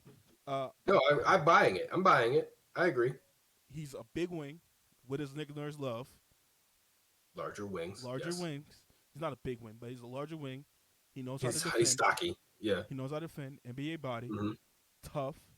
Remember when he stepped on fucking Joel's mask in the Yep. middle of the fucking floor while everybody was watching him and then tried to act like nothing happened? We need that shit. We need those type of guys. Um, Next guy, I signed to a 2 year. I signed Justice Winslow to a two. I think I said to 2 year like $5 million deal. 2 years, $5 million. Okay. It's not. He's not one of the more sought after guys in the free agency, so you probably get him cheap. Um, Somebody I signed for 2 years. I think this was 2 years, $12.9 million. Okay. Bring it back, Josh Richardson. Once again, Yeah. 6'5" guy. Really had a great year last year for shooting three. Shot for over 40%. Yeah. Wing, could defend. Also has some playmaking ability. We saw that when he was Okay. with the Sixers. Yeah. He ran a little bit back up point. Right? Next guy. Yep. 6'8" wing. 2 years, I believe I gave him 13.8. He probably would demand a little bit more. Harrison Barnes. Yes. Harrison Barnes damn near replaces what Tobias has, and if he does not show up, we don't care because he's only getting paid $7 million a year. Yeah. So, also, I would like to point out that I did a sign and trade in this scenario with Houston, and Houston got James Harden, Daniel House, Montrezl Harrell, basically James Harden's friends, and we got back 2 second-round picks. And you might go, we only got back 2 second-round picks? Just wait on it. We also traded Tobias Harris, Furkan, and a top 8 protected 2029 pick to get nothing back. And you might think that's crazy, but hear me out. Hear me out. Wait for it.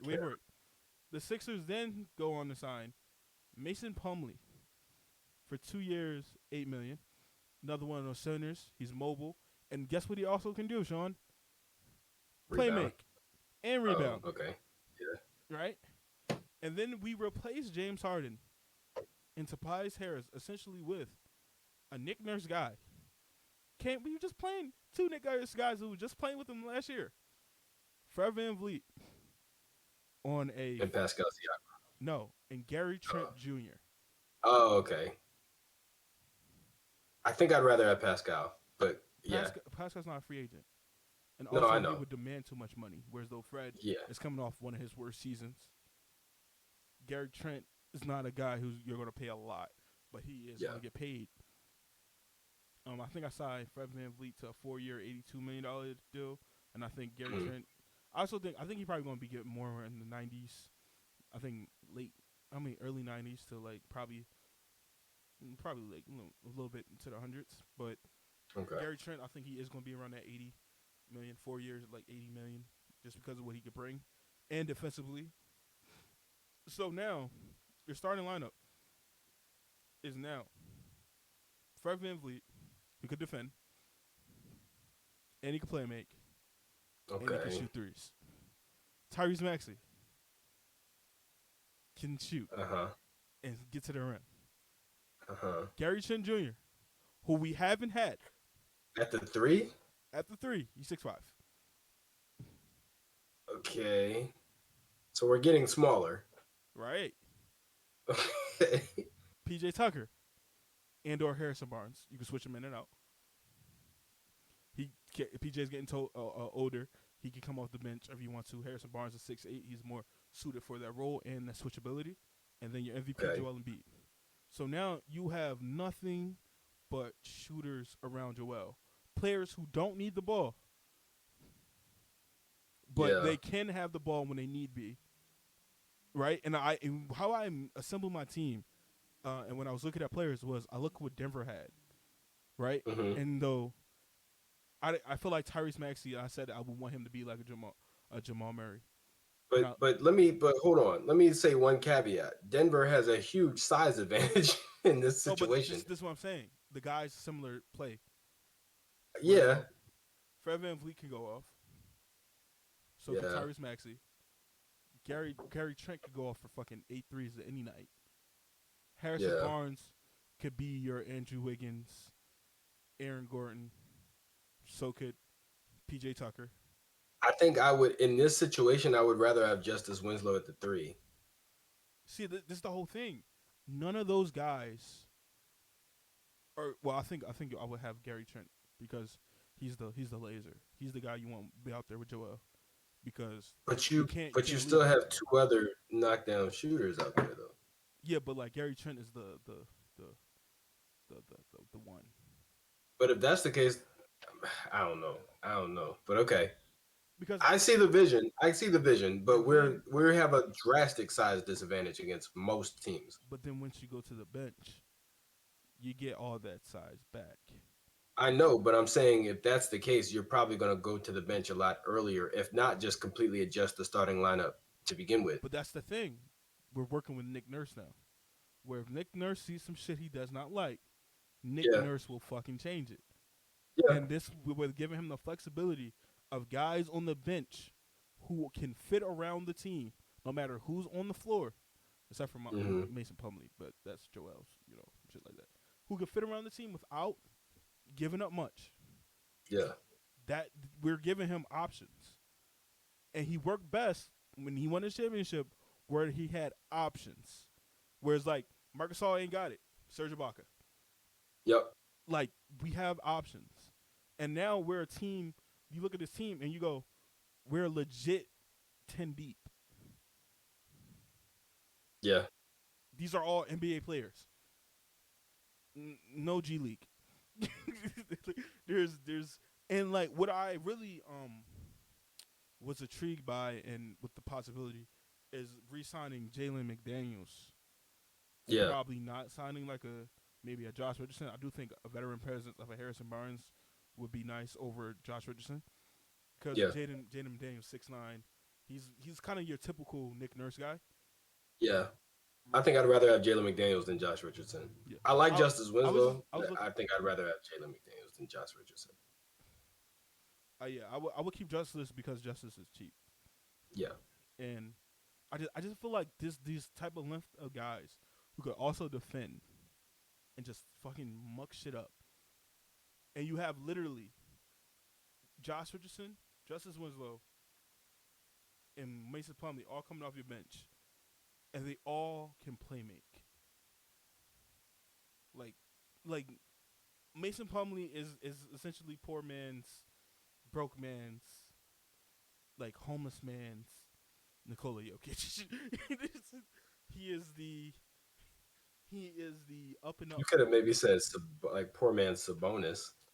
Yeah, he is Mason Plumlee. As I said, is probably better than Ben Simmons. And then you have all these like just like the Mason Plumlee, man. Like we really rarely had multiple guys that could play make, and then throw Yeah, that out there, that bench unit I just mentioned, give or take Jalen McDaniels or Josh Richardson, and then you add in D'Anthony Melton, who also shot 40% from three last year, who also plays bigger than what he is. He's only six yeah, two, but he plays like he's about 6'6". All that, guy, and also has some playmaking as well. Just all that is like that's a championship roster right there. Where like yeah, any guy can go off. You have your MVP. Tyrese Maxey will probably be your number two. And Fred VanVleet, the way Fred VanVleet played, he kind of mirrors Kyle Lowry, where Kyle Lowry didn't really need the ball. You wanted yeah, it in his hand because he was a sure thing. He was the floor manager. But Kyle Lowry is sitting in the corner. Fred VanVleet is sitting in the corner. You know what I mean? Whereas like Tyrese Maxey will grow. Fred VanVleet is a passer. So Tyrese Maxey probably doesn't have to do all that load or try to figure that out all in 1 year. Where it's like very unfair for him because it's like, yeah. but just a vision of guys who can dunk. It just gets me. It just gets me every time. Guys who can dunk. Justice Winslow can dunk. Josh Richardson I can mean, dunk. You know, like I think obviously the Sixers' future going forward obviously depends on number one what James decides to do. oh, I'm trading And him. no, I know, but I'm saying if he doesn't want to be traded, they're not trading him. I feel Like this like is your scenario, but in real life, if James Harden wants to come back, they're just bringing him back. They're not I feel trading him. like if we go, hey James, we know you're going to Houston. Let us get a sign and trade where you get two of your homies No, to I go know, with but I'm you. saying if James comes to you and says, "I don't want to fucking go to Houston," who told you that? Then it's like, It's like oh, never well, mind, Marquise already came never up with mind. a plan, and it's kind of cool. It's kind of cool. Derek Warren just going, oh man, We thought you. Oh, like he's just like it's gonna be doing like awkward, this. but He's doing like this. Fred. traded you to Houston. It's He like, was like, Fred, go back to Fred, yeah, Fred. Fred, he doesn't know. He doesn't know. yeah. Like James. they're in the glass. They're walking down the hallway behind James. You just see fucking Josh Richardson, Justice Winslow, Yeah, Fred VanVleet, Gary Trent just walking down. No, not yet, not yet, not yet, not yet. James, oh my we gosh. love you, buddy. And you All know right. what? You know what you love more than me? Houston. And you're also a Rocket. Also, you're now trespassing. Get out. Get out.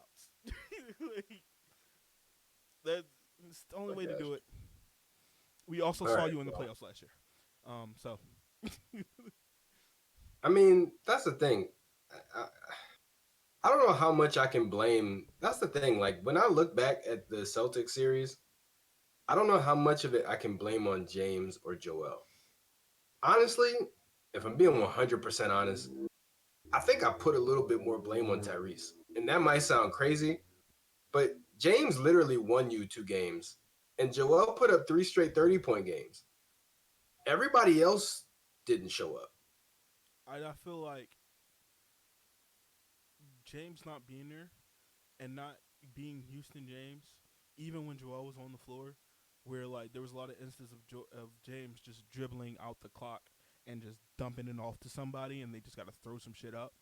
Yeah, Whereas though that could have been Tyree's drive, and that person exactly. instead of that person having to chuck some shit. Tyrese drives, and now they're open and they have time to shoot.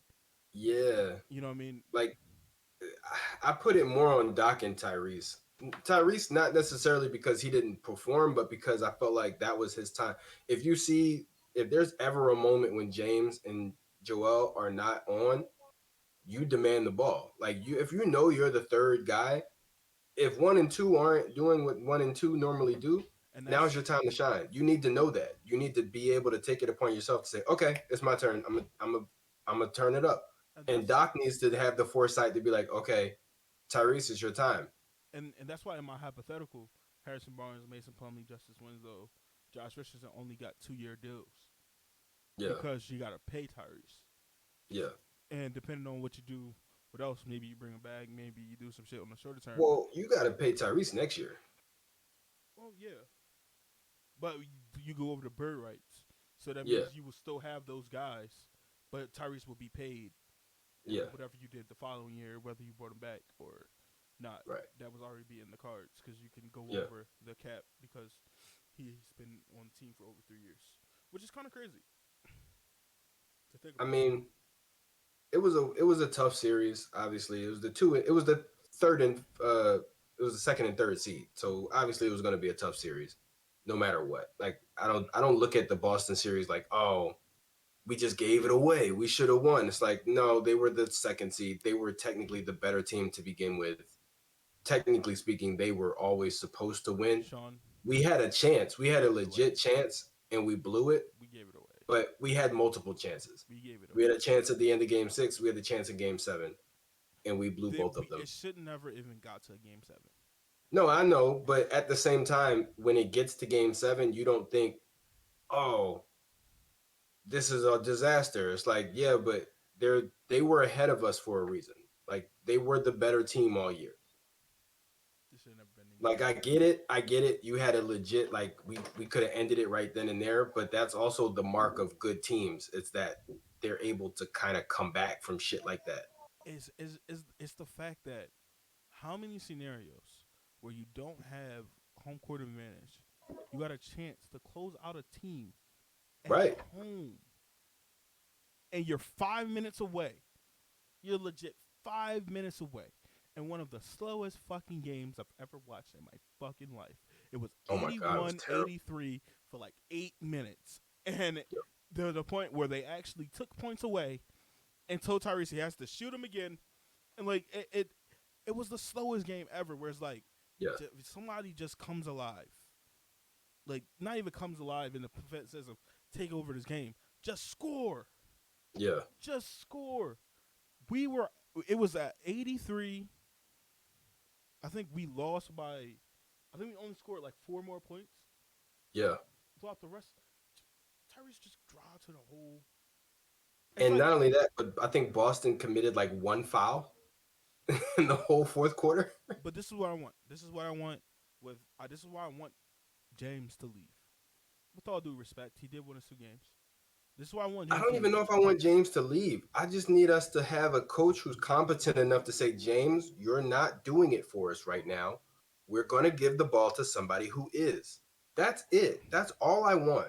That's all I want. All I want is for somebody to recognize when James is playing terrible and take the ball out of his hands. I feel Sit like him the fuck down. I feel That's like all I want. I feel like James is already in his ways to But I where don't care. he If we can't. win a championship, he doesn't care. I feel like he can't. I just don't think he could. He can. I just don't think he could. Like I He don't think can. he care anymore. But see, that's a culture issue. If that's the case, then that means you're not bought in. I don't think he cares anymore. Like If that's the case, then you're not bought in. You're not bought into the coach. You're not bought into the system. You that's don't why, think your other teammates are capable of coming in and giving you quality minutes. That's a culture issue. That's a coaching and culture issue. and that's why As a coach, you need to have the balls to say, okay, James, I know you did all this crazy shit in your career, but right now you playing like trash. Have a seat. we need We're gonna a. put somebody else in that position. We're gonna rearrange some shit, make some fucking adjustments, and go from there. I can't believe I'm saying this, but we need like a toxic ass coach. Like we need a coach Bro, to come in and be like, I don't give a fuck who you are. Right. Fall in That's why line. guys like Greg Popovich, Eric Spoelstra, like Phil Jackson, like that's why they had as much success as they did because it's like, yeah, I'm gonna accommodate you. I'm gonna give you everything you need to be successful, but in return, I expect results. And if I'm not getting the results, you're gone. It just and like we are fucking, and it's just like I want them to win. I want Joel to win, but it just seems like our fucking. And I'm not saying that this is a bad thing, but like it is kind of a bad thing. Where like our ownership is so buddy buddy with the fucking players that is like having a cool dad, like in a way where it's like, hey, dad, can I curse? And I'm like, go ahead, son. Dad, I had a fucking day today. Like it's like they're letting them get away with shit because they're trying to be Hmm. the cool dad when really they need to be the strict ass mom. That's what Yeah. they need to do. They need to put these No, motherfuckers in no. place. Ownership should be like an uncle or an aunt. When I come around, it's fun. If I'm not here, that motherfucker's in charge. Like that's like your president of basketball That's the operations, thing. GM. That's your parents. That's the Ownership is an uncle or aunt. that's. I'm not even supposed to be I feel here. like I'm not the one watching you. when I'm just the guy who's over there. I come around and have some fun with y'all, but I'm not in charge. They're in charge. I, I put them in charge. I feel like the owners are in closer reach with the players Right. than the middleman who are supposed to do this shit. Exactly. Whereas like, why Exactly. fucking talk to you when fucking Josh Harris is going to take me to the fucking Super Bowl? Like, you know what I mean? Like Exactly. it Exactly. I there's don't nothing even there. know. I've never even seen a picture of the Miami Heat owner. I don't know who the San Antonio Spurs owner is. I don't. I don't know at all. But I know who fucking New York Knicks owner is. I know who the Cleveland Cavaliers owner is. I like almost all of the bad teams, their owners are like front and center. But it's like that's not supposed to be your job. You're supposed to have a general manager or a president of basketball operations who that's the guy. That's supposed to be the face of the organization. That's supposed to be the one who's running the show. You are the money.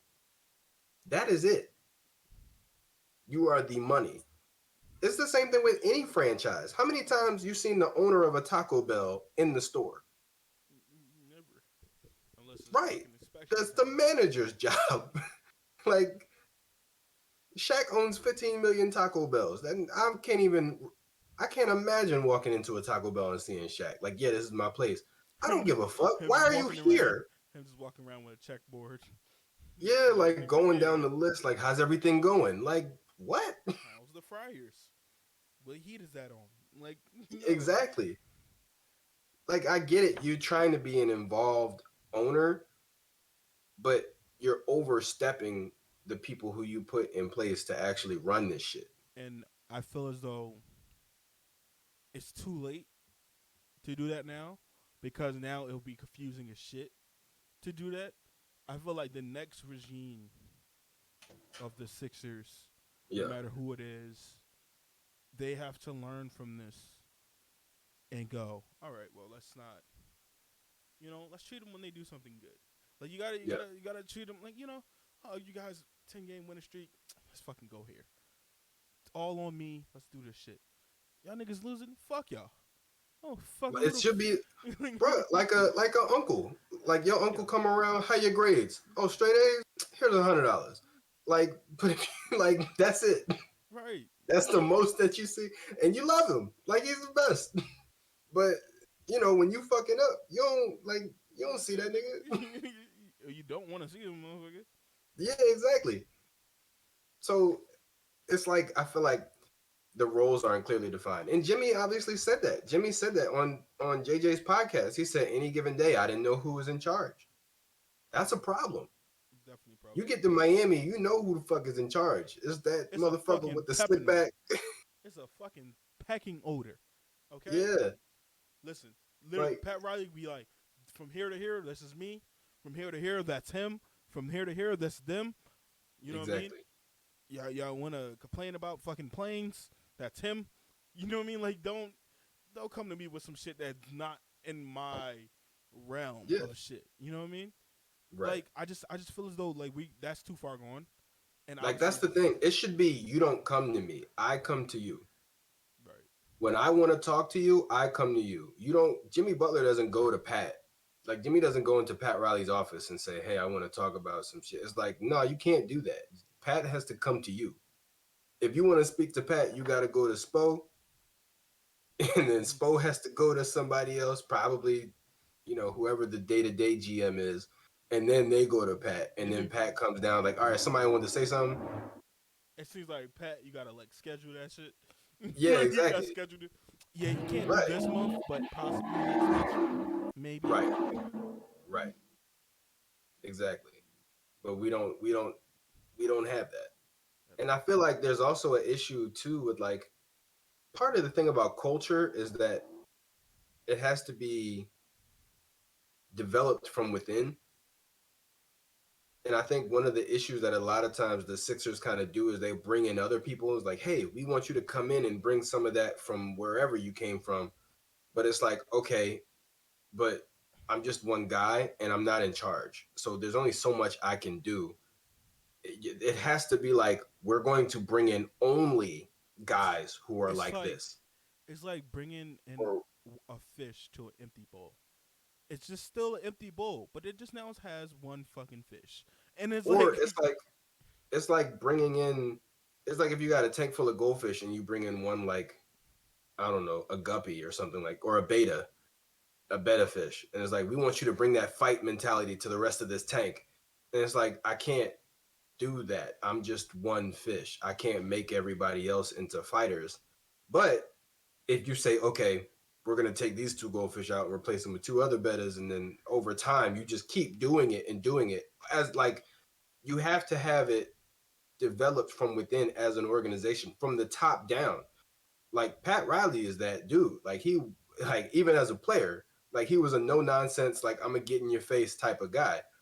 Those are the guys who he's hired. Those are the types of guys that he surrounds himself with. and that's why So when we were talking about earlier in the season of trading Tobias, I was like, you can't trade Tobias. Tobias is not a player you trade during the season. He's a guy right, where you let the guys know, hey, we're going to trade Tobias. Like the forewarning, because it's like, I'm not saying he's the culture of us, Tobias Harris is, but he's been the glue he's of been the leader. yeah, he's been the leader. Obviously, PJ Tucker just got here this year for all the people just now watching, but Tobias has been the glue. Like he's Yeah, been when rookies come in. Like I remember when Matisse got drafted, he was like, who's your guy so far who reached out to you? He was like, yeah, Tobias. yeah, Paul Reed was like, yeah, Tobias took me out, helped me find my apartment, gave me some books, gave me some tips on life. Like yeah. like that's why And even in the bubble, like Tobias was the one keeping the team together, like having the meet, like they had whole meetings about like the George Floyd incident and like yeah. all that kind of stuff, like Black Lives Matter, and like You getting need everybody together. you need guys like Tobias. You don't trade a Tobias type of guy mid season. And on top of that, even though he's making way too much money, he still produces at a high enough level that it's not like he's not a good fit for the team or he's not a good player. Just It's like you have to have a legit reason to move a guy like Tobias. yeah, And it can't just be like, oh, well, he's making too much money. Like, okay, well, he's got like a year, 2 years left on his contract. To trade him now because of the money doesn't make sense. right, Not when you can just re-sign him to a deal that makes more sense in a year. right. But I do think if we make like, I unfortunately don't think Tobias is going to be on the team. I don't expect him to be on the team. For Mhm. us to make significant moves, He has to go. whether James comes back or not, Tobias has to go. And Yeah, it sucks because I do like Tobias the person. Like I yeah, said with Matisse, I love Matisse the person. But like, one, you're getting paid too much money. It's not your yeah, fault. Like somebody offers me that money and I feel like I deserve it, I don't give a fuck. I'm signing that shit. yeah. Um, and then like Matisse, like I loved him, but like also, bro, you can't. You're scared to shoot. You know what I mean? You're scared to shoot. But at the And same time, you have to hold on to culture guys too. Like Matisse was a good player, but I wouldn't necessarily call Matisse a culture guy. but this But one thing I'll there's add. somebody who I would Yeah, go consider a ahead. culture guy who was not even as good a player as Matisse, and that's TJ. Yeah, Like moving TJ, I felt like that was premature. And That didn't make sense to me. And JJ Redick. Daryl Morey had a press conference after the firing of Doc Rivers, Mm-hmm. and he talked about how a reporter asked him because it was reported that Joel Embiid was pissed that Doc Rivers got fired, and Daryl Morey said, "Yeah, he was kind of mad about the firing, but that's the part of my job." Yada yada yada. He does all the typical by the book type shit, but he says one thing that Joel Embiid was mad, also mad about a trade that happened. We only did one trade. He was mad about a player that Matisse. was sent out. So like Joel Embiid was also mad that Matisse got traded. Yeah. So I don't know what does that say about their connection, or just Matisse as a person, or just like that, or he just liked him around. But like he was pissed about that too. Yeah. And like to what you're saying, like you don't feel like he's the coach, but he's also one of the guys on the team who just smiles, who brings positivity. You know what I I mean? agree, but when you have Tyrese, it's like I put it to you this way: what we were missing wasn't fun. Yeah. What we were missing was the dog, like that mentality of like I'm gonna just grind, I'm gonna get better, I'm gonna fucking go out there, I'm gonna fuck some shit up. Like that's what we were missing, and Matisse did not provide that. Matisse brought us the same energy that Tyrese does, but Tyrese is a better player. So if you have to make room for the more tough guys, you can't you can't move Tyrese. I know You know that, what I but mean? like, I just wanted to know, like, I understood the decision to move him, but like, I just wanted to see him like with PJ Tucker, like Yeah, a year of him with PJ Tucker, like even like PJ Tucker didn't have the best shooting thing. He passed up some shots, but also PJ yeah, Tucker knows when and where. yeah. You know what I mean? Whereas though I feel like hopefully that could have rubbed off against him, rubbed off on him, and then like maybe he gets that those same type of tendencies, and we end up in the same situation where like we probably have two PJ Tuckers, a younger, I mean, But more athletic. I don't see that ever happening. Matisse, I don't think Matisse is a bitch, but he definitely is not a PJ Tucker. And I don't, and this goes back to what we talked about a few episodes ago about you can't talk to everybody the same way. I don't think Matisse would appreciate the type of looks and verbal, conversation that was happening between a guy like PJ and Paul Reed. I don't think Matisse takes that the same way that Paul Reed does. I don't believe Paul Reed took it well. I mean, I just no, but like what I'm saying is, like Joel literally sitting next to Matisse in a press game, a post game conference, called Matisse out because he wasn't shooting enough. But yeah, Right but he next to joked. him. It was like funny. Like he was No, no, laughing. He was no, no, no, smiling and no. joke. That was Tyrese when he said that. When he was smiling, laughing. When he was saying Matisse, he was a straight face. Yeah, we just need him to take more. I don't know why he doesn't shoot those.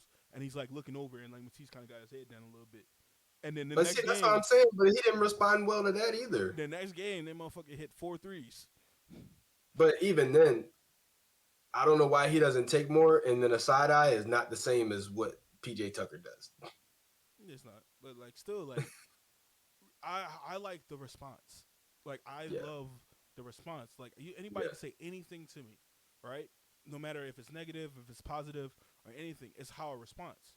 If somebody says yeah, something positive to me, I'm not going to just lollygag because I think I could just do it. No, I'm gonna work the same, work hard the same way it was before. Not because I got praised. Do I think I'm the motherfucker now? No. Or do I think somebody criticized me? Do I think I'm the worst player? No, it's all about how you continue to go on about it. And I feel like Matisse, like we were mentioning, Matisse was shooting more to the point where we was like, all right, bud, stop shooting. You can stop shooting now. You know what I mean? You could, hey, chill out a little bit. if Matisse would have developed like a pump fake, like that Yeah, motherfucker, it would be crazy. Like look at Joel. Like Joel is not a great 3-point shooter, but when he pumps, these motherfuckers jump for some reason. And like it happens at you least know he once a can game. knock it down. They know he can. You know what I mean? Or like they know if he sees he's one of those players. But if he sees one shot goes in, all of a sudden all of them are going in, and he's making fucking no look shots. He's throwing the fucking ball up to the fucking Raptors, and that shit is somehow not even touching rim, and it's shit falling, and like he just starts Hmm. doing this magical shit. And but yeah, I feel like we definitely went off tangent this entire podcast, and now we're We two did. hours in. We 2 did. hours in. Yeah, we're gonna go ahead and bring it to a close, guys. So we hope you enjoyed this hodgepodge of topics and rambling. Once again, thank you for tuning in. If you would like to see more of these podcasts, you can of course check it out on our YouTube channel, which you might be watching this on this now. You can also find us on Apple Podcasts, Google Podcasts, and Spotify. I got into Apple Podcasts, by the way, so I can give you the numbers. Um, it's a whole nother Yeah, topic. Uh, about time. but and you can also head over to our website to see more of this podcast and some of the other ones that we've put out. And you can visit the store, check out some merch, see some of the other projects that we had going on. And yeah, man, hit the like button if you liked it. Subscribe, add us to your favorites. We took a little bit of a break. Marquise had some lung issues. Yeah, It's not cancer. stop. Just smoke inhalation Yeah, if from you you know live in the Northeast, you know what's happening right now. So my lungs did yeah. not So react he's great with that, but we good now, no a plethora of pills he's taking currently. dude. Um, It's just all of them. most of which are for his lung. All of them. Uh, Not that so cookie uh, like so that. yeah, but we're back. And we're back to posting. So like I said, hit the like button, hit the subscribe button, and yeah, we'll see you next time. And maybe one day we'll do the fucking All-Star draft. maybe Right, maybe one day. right. Well, Next I next mean, episode. Next episode. yeah, yeah, Next we episode. can do it next episode. Next All right. episode. Goodbye, everybody.